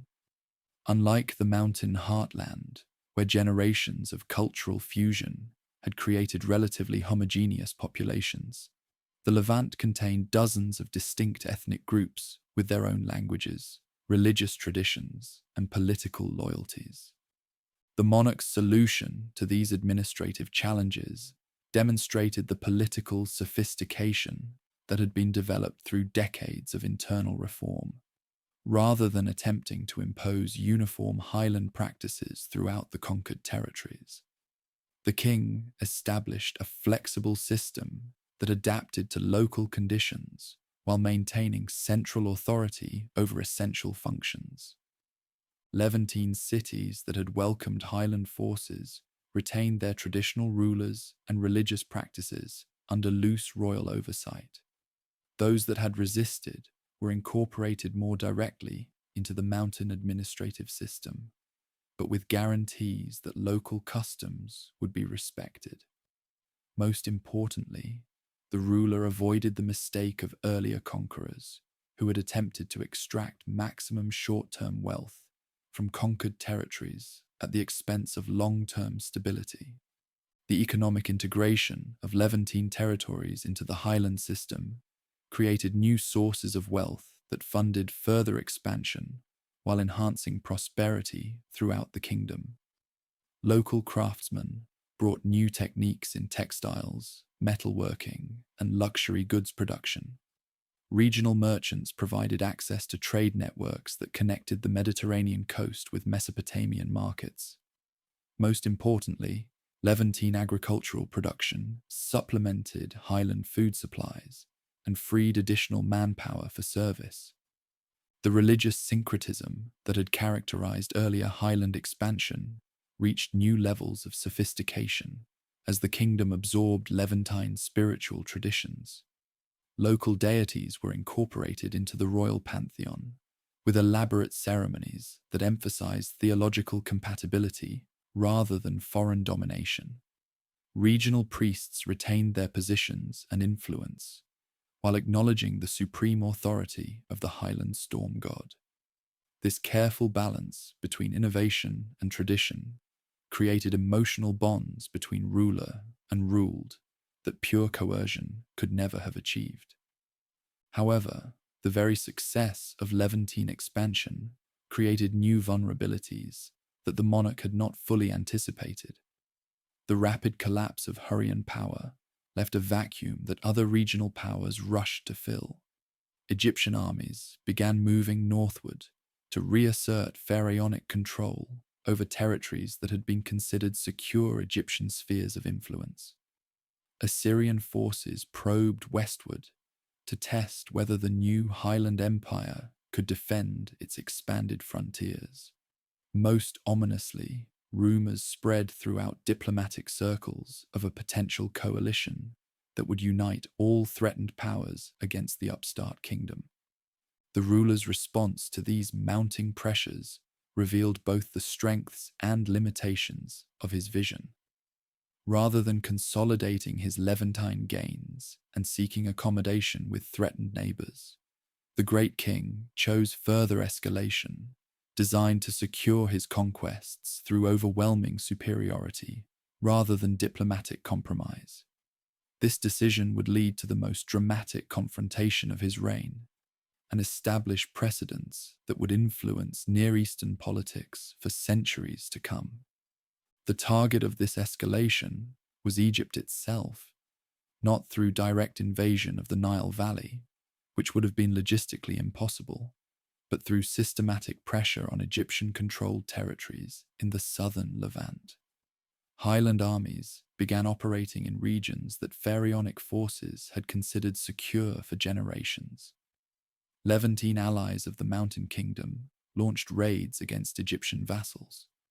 Most provocatively, Highland diplomats began encouraging rebellions among local rulers who resented Egyptian domination. This expansion of conflict beyond the northern Levant fundamentally altered the balance throughout the ancient Near East. No longer was this a regional dispute between the Mountain Kingdom and the collapsing Hurrian Empire. It had become a direct challenge to Egyptian hegemony over the entire Levantine corridor, the crucial link between Africa and Asia that had provided the foundation for pharaonic power since the dawn of recorded history. The Egyptian response, when it finally came, would test every aspect of Highland preparation. Pharaoh Amenhotep III, abandoning his previous policy of cautious neutrality, began mobilizing the full resources of the Nile Valley for a confrontation that would determine whether Egyptian or Highland power would dominate the ancient world's most critical region. As armies gathered on both sides of the expanding conflict zone, the great king found himself facing the ultimate test of his grand design. Success would establish Highland hegemony over territories stretching from the Black Sea to the borders of Egypt itself.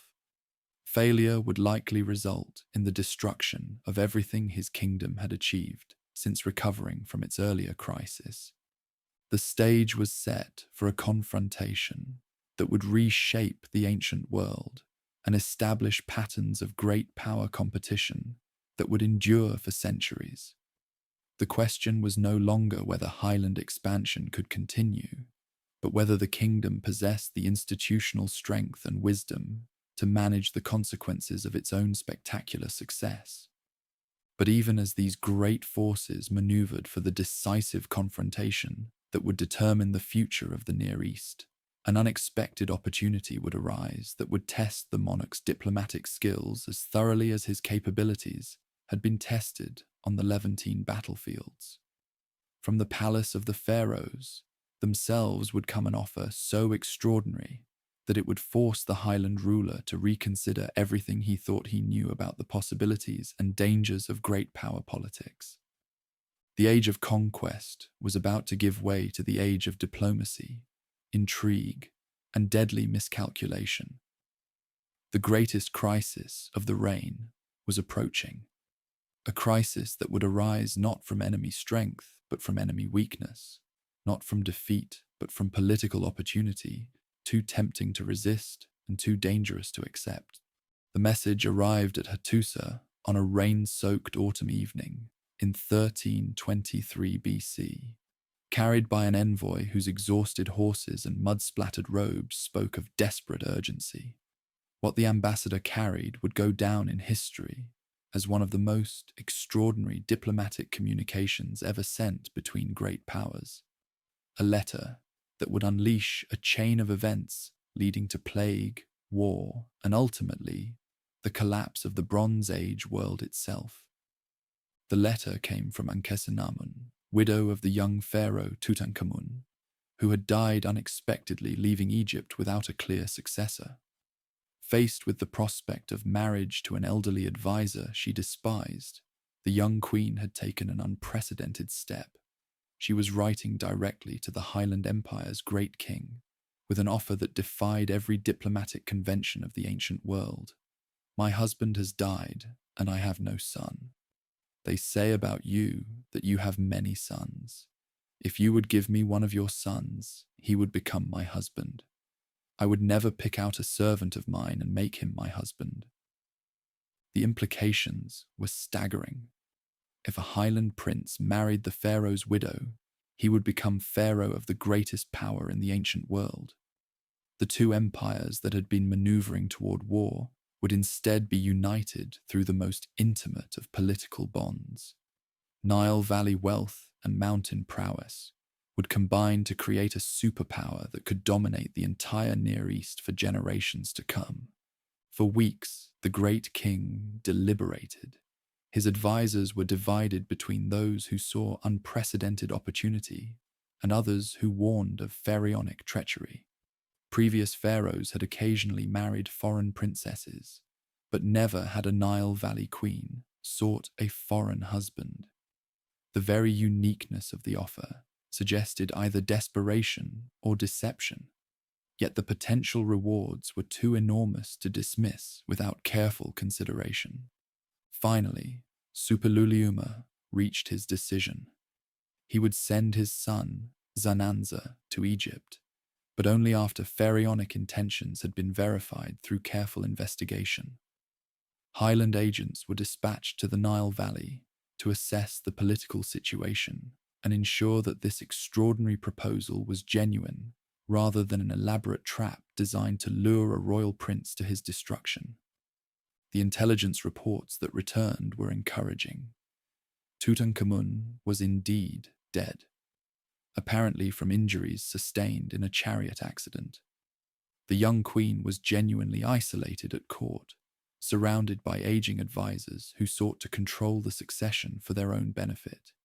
Most importantly, there appeared to be no immediate alternative to foreign marriage if Ankhesenamun wanted to avoid becoming a political pawn in the hands of ambitious courtiers. With these assurances, Zananza set out for Egypt in the spring of 1322 BC, accompanied by a small but elite escort befitting a prince who might soon become pharaoh. The journey through the Levantine regions, recently brought under Highland control, proceeded without incident. Local rulers provided supplies and fresh horses, while treating the prince with the deference due to a future pharaoh. Everything seemed to be proceeding according to plan. Then came devastating news. Somewhere in the contested borderlands between Highland and pharaonic power, the prince and his entire escort had been ambushed and killed.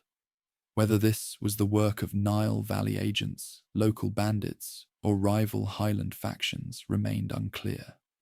What mattered was that the most promising diplomatic initiative in Highland history had ended in blood and betrayal.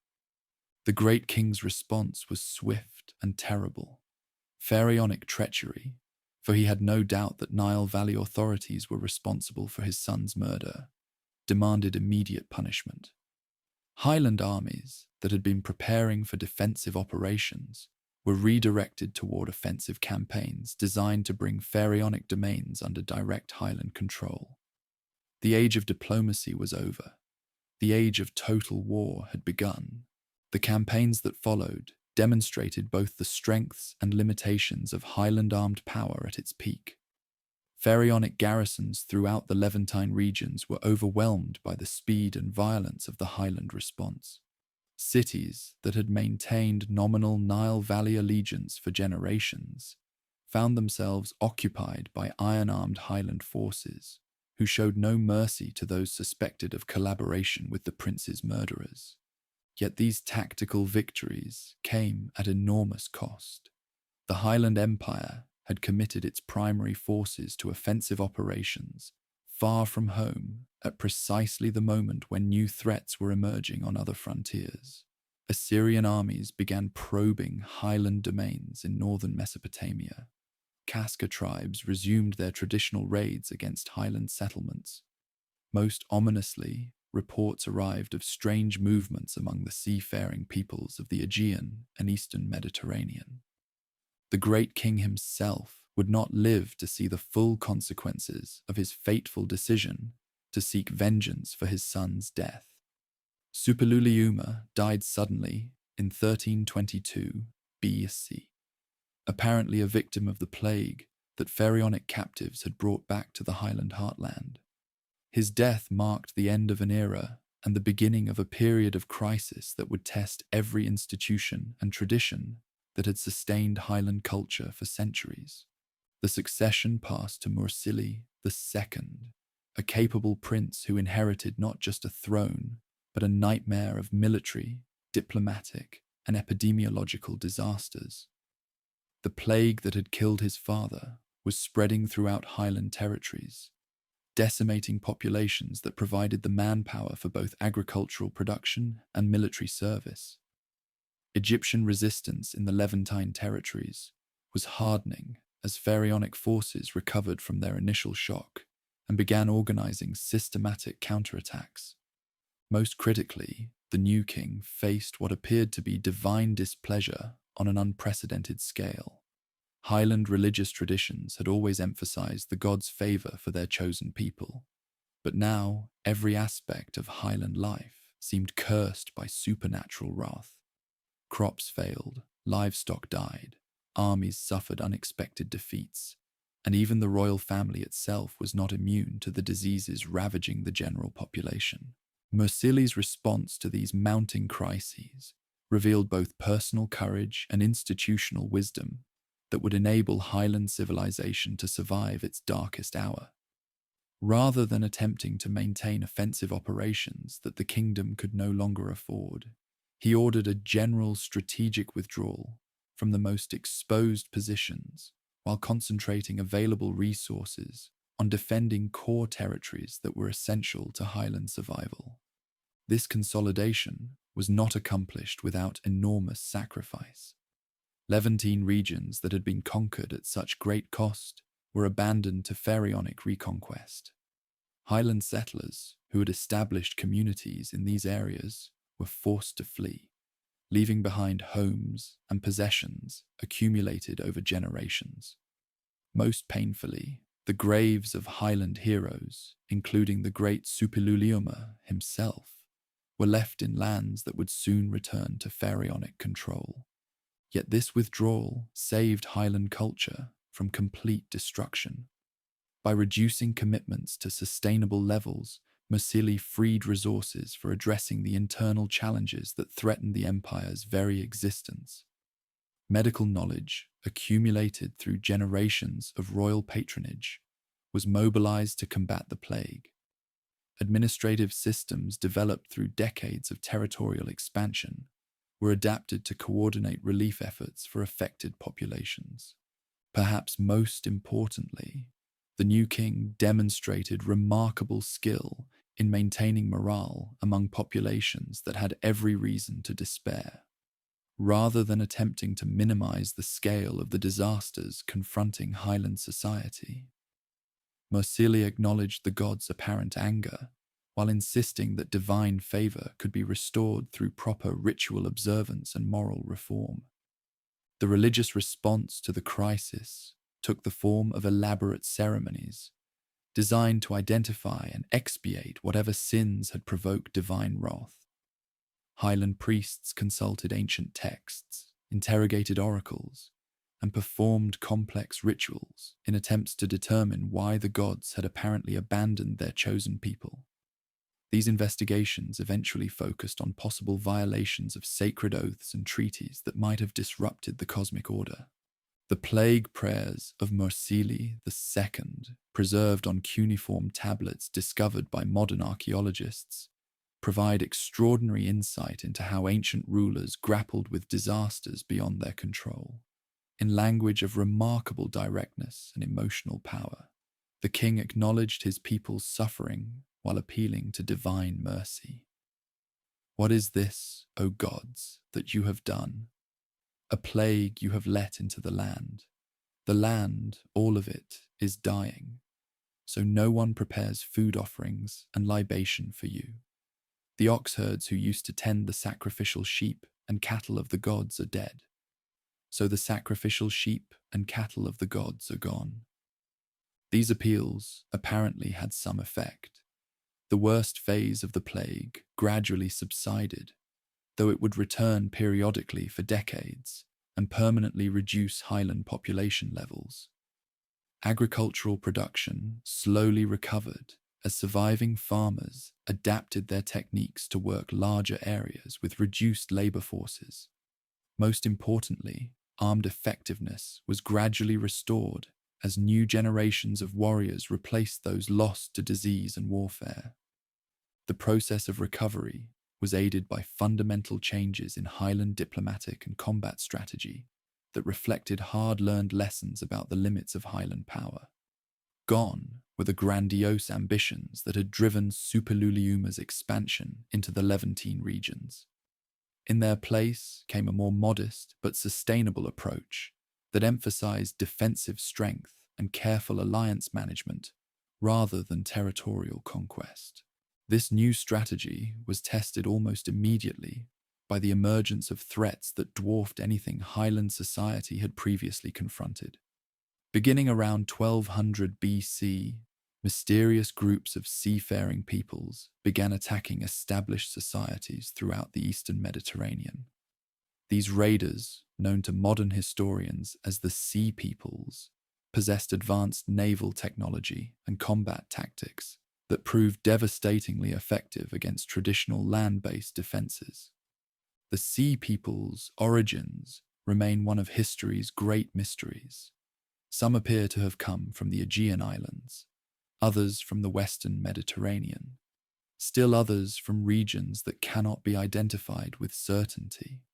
What united them was their apparent displacement from their original homelands and their determination to establish new domains through conquest of existing societies. Their impact on the ancient world was catastrophic. Mycenaean Greece collapsed entirely, its palace centers destroyed and its population scattered. The empire's western regions fell to Sea Peoples' raids that overwhelmed Highland garrisons, already weakened by decades of plague and warfare. Most shockingly, even mighty Egypt barely survived a series of massive invasions that brought foreign armies to the very gates of the pharaoh's capitals. For Highland society, the Sea Peoples represented an existential threat that conventional responses could not address. Traditional Highland tactics had been developed for warfare against organized states, with recognizable political structures and predictable objectives. The Sea Peoples followed no such patterns.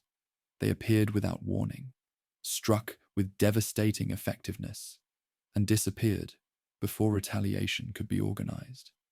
The Highland response to this unprecedented threat demonstrated both the strengths and limitations of their political and armed systems. Coastal regions were largely abandoned as indefensible against seaborne raiders who could strike at any point along hundreds of miles of shoreline. Available forces were concentrated around the capital and other vital centers that absolutely had to be held regardless of cost. This defensive strategy succeeded in protecting Highland society's essential core, but at enormous cost in land, population, and prestige. The empire that had once projected power from the Black Sea to the borders of Egypt now controlled little more than the central Turkish plateau where Highland culture had originally emerged.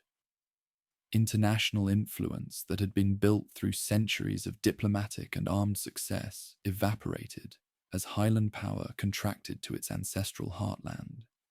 Yet even this reduced empire proved incapable of long-term survival in the chaotic conditions that characterized the Eastern Mediterranean following the Sea People's invasions. The economic systems that had sustained highland society depended on trade networks and tribute relationships that could not function in an environment of constant warfare and political fragmentation. Agricultural production, already reduced by population losses, suffered further disruption as rural areas became unsafe for normal farming activities. Craft production declined as workshops lost their skilled workers and their markets for luxury goods. Most critically, the iron technology that had provided highland advantages for centuries began spreading to other peoples as highland territorial control contracted and metallurgical secrets could no longer be protected. The final crisis came around 1180 BC, with what appears to have been a coordinated assault on highland domains by multiple enemy groups. Sea peoples, Kaska tribes, and various regional peoples who had never accepted highland hegemony joined forces to destroy what remained of highland power. The capital at Hattusili was abandoned, its massive walls and impressive palaces left to crumble, as the royal court fled to more defensible positions in the south. Archaeological evidence suggests that this final abandonment was hasty but organized. Valuable objects were removed, important documents were hidden or destroyed, and defensive preparations were made as if the inhabitants expected to return when conditions improved. These hopes would prove illusory. Highland society, as an independent political and cultural force, had come to an end. Some highland populations survived in the southeastern regions of Asia Minor, where they established smaller states that maintained certain cultural traditions while adapting to the new realities of the post-Bronze Age world. These Neo-Hittite realms, as modern historians call them, preserved elements of highland law, religion, and artistic expression for several more centuries, before they too were absorbed into the expanding empires of Assyria and Persia. The collapse of highland society was part of a broader transformation that affected the entire Eastern Mediterranean world around 1200 BC. The Bronze Age system of palace-centered states engaging in long-distance trade and diplomacy gave way to a more fragmented world of smaller political units struggling to survive in conditions of constant insecurity and economic disruption. Yet the legacy of Highland achievement would endure long after Highland political power had vanished. The diplomatic techniques developed through centuries of international relations would influence Greek and Roman practices. The legal traditions that had provided frameworks for governing diverse populations would contribute to later imperial systems. Most importantly, the iron technology that had given Highland armies their decisive advantages would spread throughout the ancient world, ushering in the Iron Age that would define the next phase of human development. The story of Highland society thus ends not with dramatic defeat, but with gradual adaptation to circumstances beyond any single empire's ability to control. Like other great Bronze Age societies, the Highland Empire fell victim to changes in technology, climate, and population movements that transformed the entire ancient world between 1200 and 1000 BC. The age of Highland greatness was over. The age of memory and rediscovery was about to begin. For over 3,000 years, one of the world's greatest powers lay buried beneath the dust of time. The names that had once struck terror into the hearts of pharaohs and Mesopotamian kings were forgotten. The cities that had commanded trade routes from the Black Sea to the borders of Egypt crumbled into anonymous mounds. The language that had produced the world's oldest Indo-European literature fell silent, its cuneiform tablets becoming mere curiosities scattered across the landscape of modern Turkey. The classical societies of Greece and Rome, inheritors of the Eastern Mediterranean world that emerged after the Bronze Age collapse, preserved no memory of the mountain kingdom that had once challenged Egypt for dominance over the Near East. Homer's epics, which recalled the Trojan War fought on Turkish soil, made no mention of the great power that had ruled those lands centuries earlier. Herodotus, the father of historical writing, wrote extensively about bygone empires, but knew nothing of the realm that had pioneered so many of the diplomatic and military innovations he attributed to later peoples. Even the Hebrew Bible, which preserved remarkably accurate memories of many Near Eastern powers, offered only tantalizing hints about a people called the Hittites. These biblical references described them as inhabitants of Canaan and sometime enemies of the Israelites, but gave no indication that they had once ruled a domain stretching across half the known world. To readers of scripture throughout the medieval and early modern periods, these people appeared to be merely another minor tribal group that had occupied small portions of the Holy Land. This amnesia was not accidental. The catastrophic collapse of Bronze Age society around 1200 BC had severed the cultural connections that might have preserved memory of earlier achievements. The successor states that emerged from the ruins inherited fragments of older traditions, but lacked the institutional continuity necessary to maintain complete records. Writing systems changed, languages evolved, and political structures were rebuilt from the ground up, leaving little room for preserving knowledge about vanished powers. The very thoroughness of the collapse worked against memory. Unlike other powers that declined gradually, while leaving recognizable descendants, the Turkish kingdom disappeared so completely that its former existence became literally unimaginable. When later societies encountered the massive ruins scattered across the Turkish landscape, they attributed them to legendary giants or mythical heroes, rather than to a sophisticated Bronze Age realm.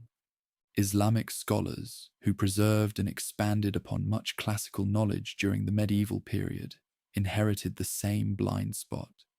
Arabic geographers and historians wrote extensively about Persia, Babylon, and Egypt, but made no reference to the power that had once united Anatolia and challenged these famous realms. The ruins at Hattusili, when noticed at all, were dismissed as the remains of some forgotten local settlement, rather than the capital of a great state. This darkness might have persisted indefinitely had it not been for a revolution in European scholarship that began during the 19th century. The decipherment of Egyptian hieroglyphs and Mesopotamian cuneiform opened new windows into the past, revealing societies and events that classical sources had never recorded. These breakthrough discoveries created an entirely new discipline, Egyptology and Assyriology, that used archaeological evidence and texts to reconstruct forgotten chapters of human experience. The first hints that the biblical people might represent something more than a minor tribal confederation came from Egyptian sources. The peace treaty between Pharaoh Rameses II and a Turkish ruler, carved on temple walls throughout Egypt, clearly indicated that the pharaoh had negotiated with a power of equal status. No minor Canaanite tribe could have commanded such respect from the master of the Nile Valley. Yet the treaty referred to this mysterious power by names that seemed to connect it with the biblical references. Even more intriguing were diplomatic letters discovered in the Egyptian records at Tel El Amarna. These 14th century BC tablets, written in Akkadian cuneiform, preserved correspondence between pharaohs and foreign rulers throughout the Near East. Among them were letters from kings of Hatti, who wrote as equals to the pharaohs and discussed matters of international diplomacy with sophisticated understanding of Near Eastern politics. The scale and tone of this correspondence suggested a major power, not a collection of city-states. French scholar Charles Texier provided the first concrete evidence for what this mysterious power might have been. In 1834, while exploring central Anatolia, he discovered the ruins of a city near the modern Turkish village of Boğazkale. The massive stone walls, elaborate gateways, and monumental sculptures clearly indicated a capital of enormous importance.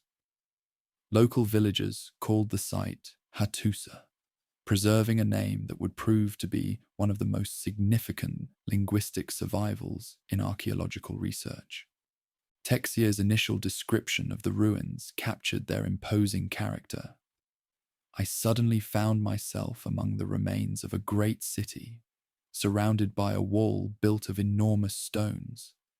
The style of these ruins, the materials used in their construction, and the manner of their execution all indicate a people far advanced in their development. Yet even Texier could not have imagined that he was looking at the remains of a capital that had once commanded territories stretching from the Aegean to the Euphrates.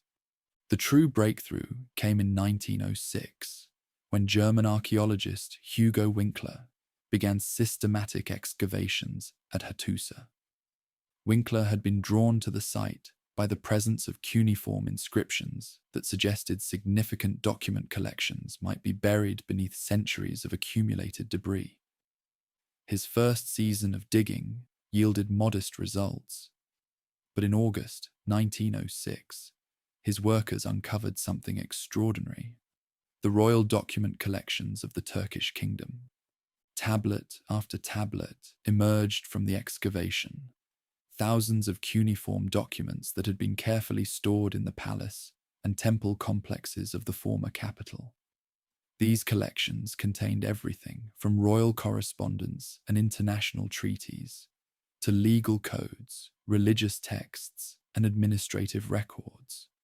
Most remarkable of all, many tablets were written not in Akkadian, the diplomatic language of the Near East, but in a previously unknown language that the scribes themselves called Mursili, the speech of the city of Nisa. The discovery created immediate excitement throughout the scholarly world. Here was tangible proof of a major Bronze Age power that had been completely unknown to modern scholarship.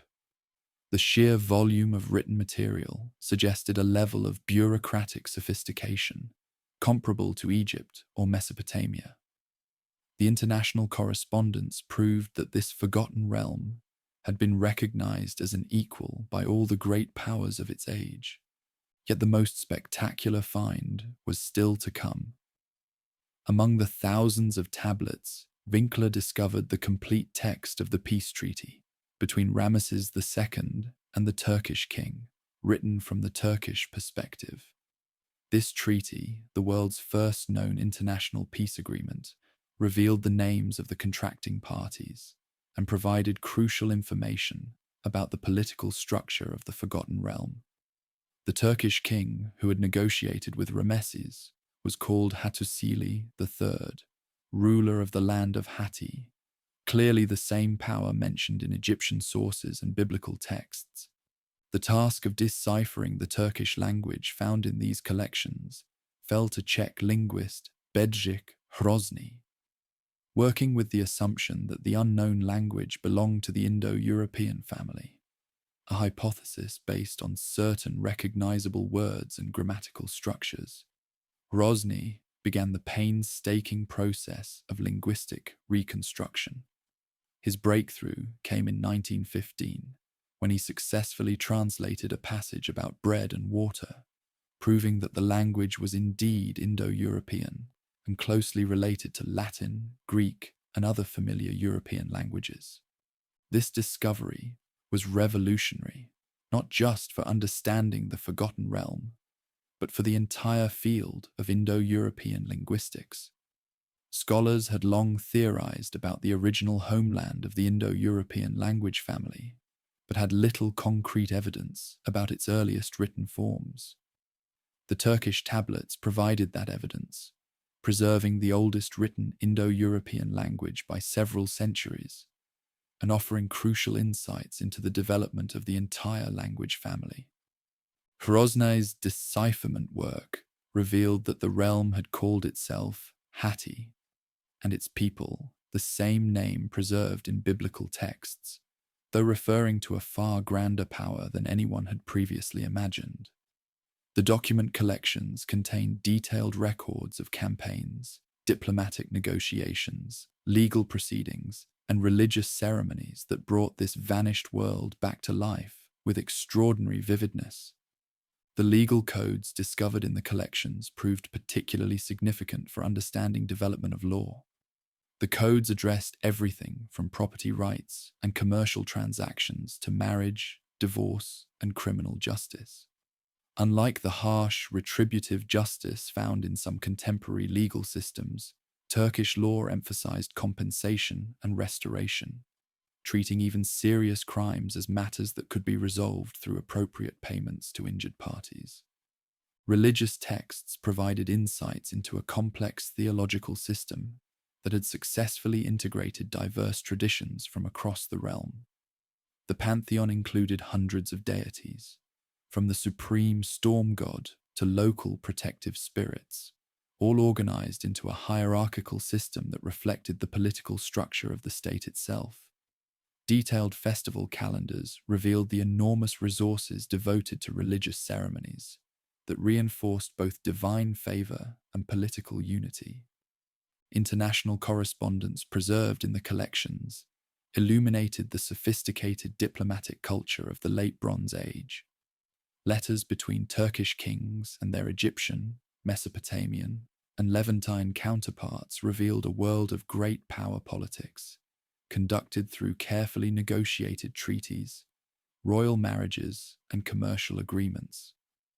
The tone of this correspondence, with foreign rulers addressing each other as brother and discussing matters of mutual concern, demonstrated a level of international cooperation that would not be seen again until much later periods.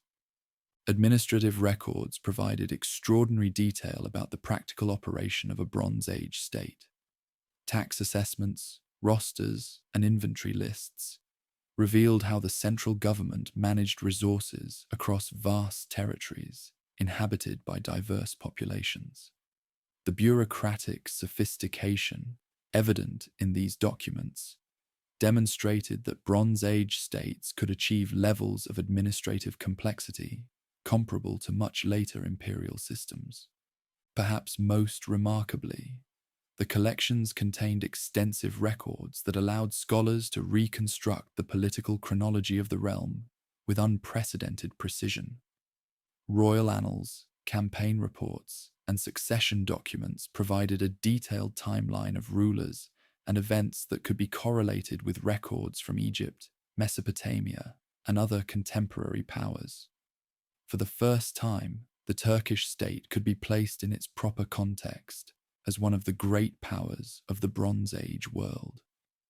As translation work progressed throughout the 20th century, the scope of the rediscovered power became increasingly clear.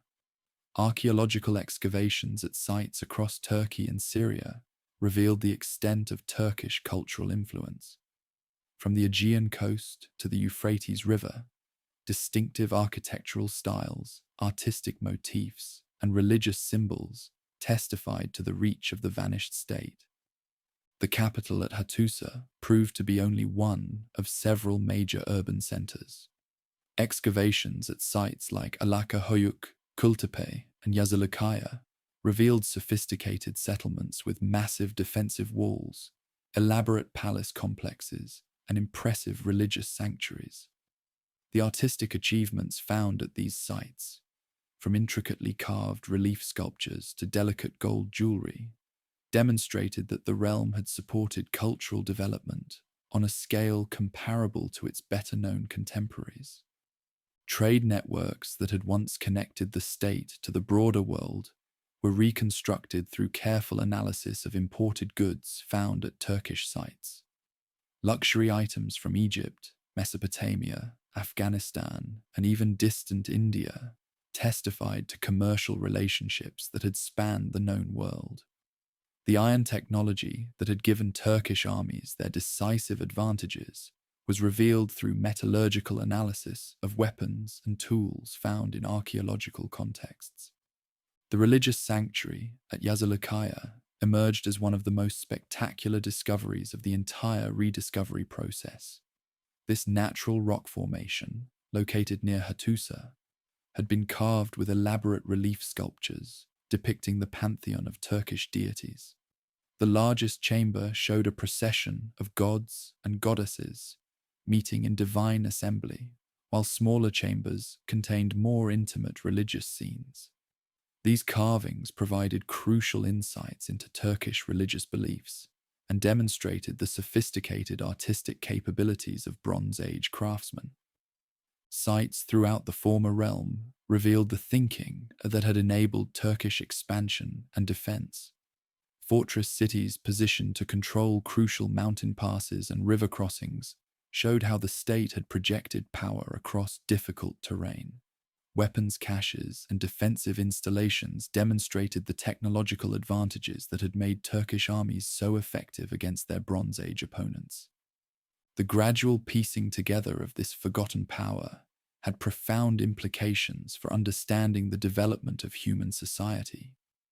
The Turkish realm emerged as one of the crucial links connecting the Near East with early European development. Its role in spreading iron technology, Indo-European languages, and sophisticated political institutions helped explain patterns of cultural development that had previously seemed mysterious to scholars. The discovery also revolutionized understanding of the Bronze Age collapse that had ended so many societies around 1200 BC. The Turkish collections contain detailed records of the crisis period, including accounts of invasions by the mysterious Sea Peoples, economic disruption, and internal political breakdown. These records provided the most complete contemporary account of one of the world's most significant transition periods. Modern scholarship has continued to expand knowledge of the rediscovered realm through new archaeological discoveries and improved translation techniques. Ongoing excavations throughout Turkey continue to reveal new sites and artifacts that deepen understanding of Turkish culture. Advanced analytical techniques allow researchers to extract information about diet, climate, population levels, and technological development that earlier generations of scholars could never have accessed. The impact of the Turkish rediscovery extends far beyond academic circles. The revelation that one of the world's great powers had been completely forgotten and then restored to memory through archaeological science demonstrates the power of scholarly investigation to recover lost chapters of human experience. Museums throughout the world now display Turkish artifacts that allow modern audiences to appreciate the achievements of this remarkable society. The story of rediscovery also highlights the crucial importance of preserving archaeological sites and cultural heritage. The tablets and artifacts that enabled reconstruction of Turkish development survived only because they were buried and protected for thousands of years. Modern threats to archaeological sites, from development, looting, and conflict, endanger similar potential discoveries that might revolutionize our understanding of the past. Perhaps most significantly, the Turkish example demonstrates how much of human experience remains unknown and awaiting rediscovery. If a power as significant as the Turkish realm could vanish so completely from memory, how many other forgotten achievements lie buried beneath the archaeological record?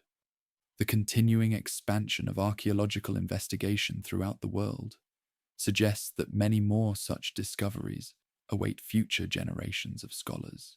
The legacy of the Turkish realm thus lives on not just in the specific knowledge that has been recovered about their achievements, but in the inspiration their rediscovery provides for continuing archaeological investigation. Every excavation, every decipherment, every analytical breakthrough brings the possibility of uncovering new chapters in the human story that seemed permanently lost to time. The state that once challenged Egypt and pioneered innovations in diplomacy, law, and technology has found new life through the dedication of scholars who refuse to accept that any part of human achievement should remain forever buried.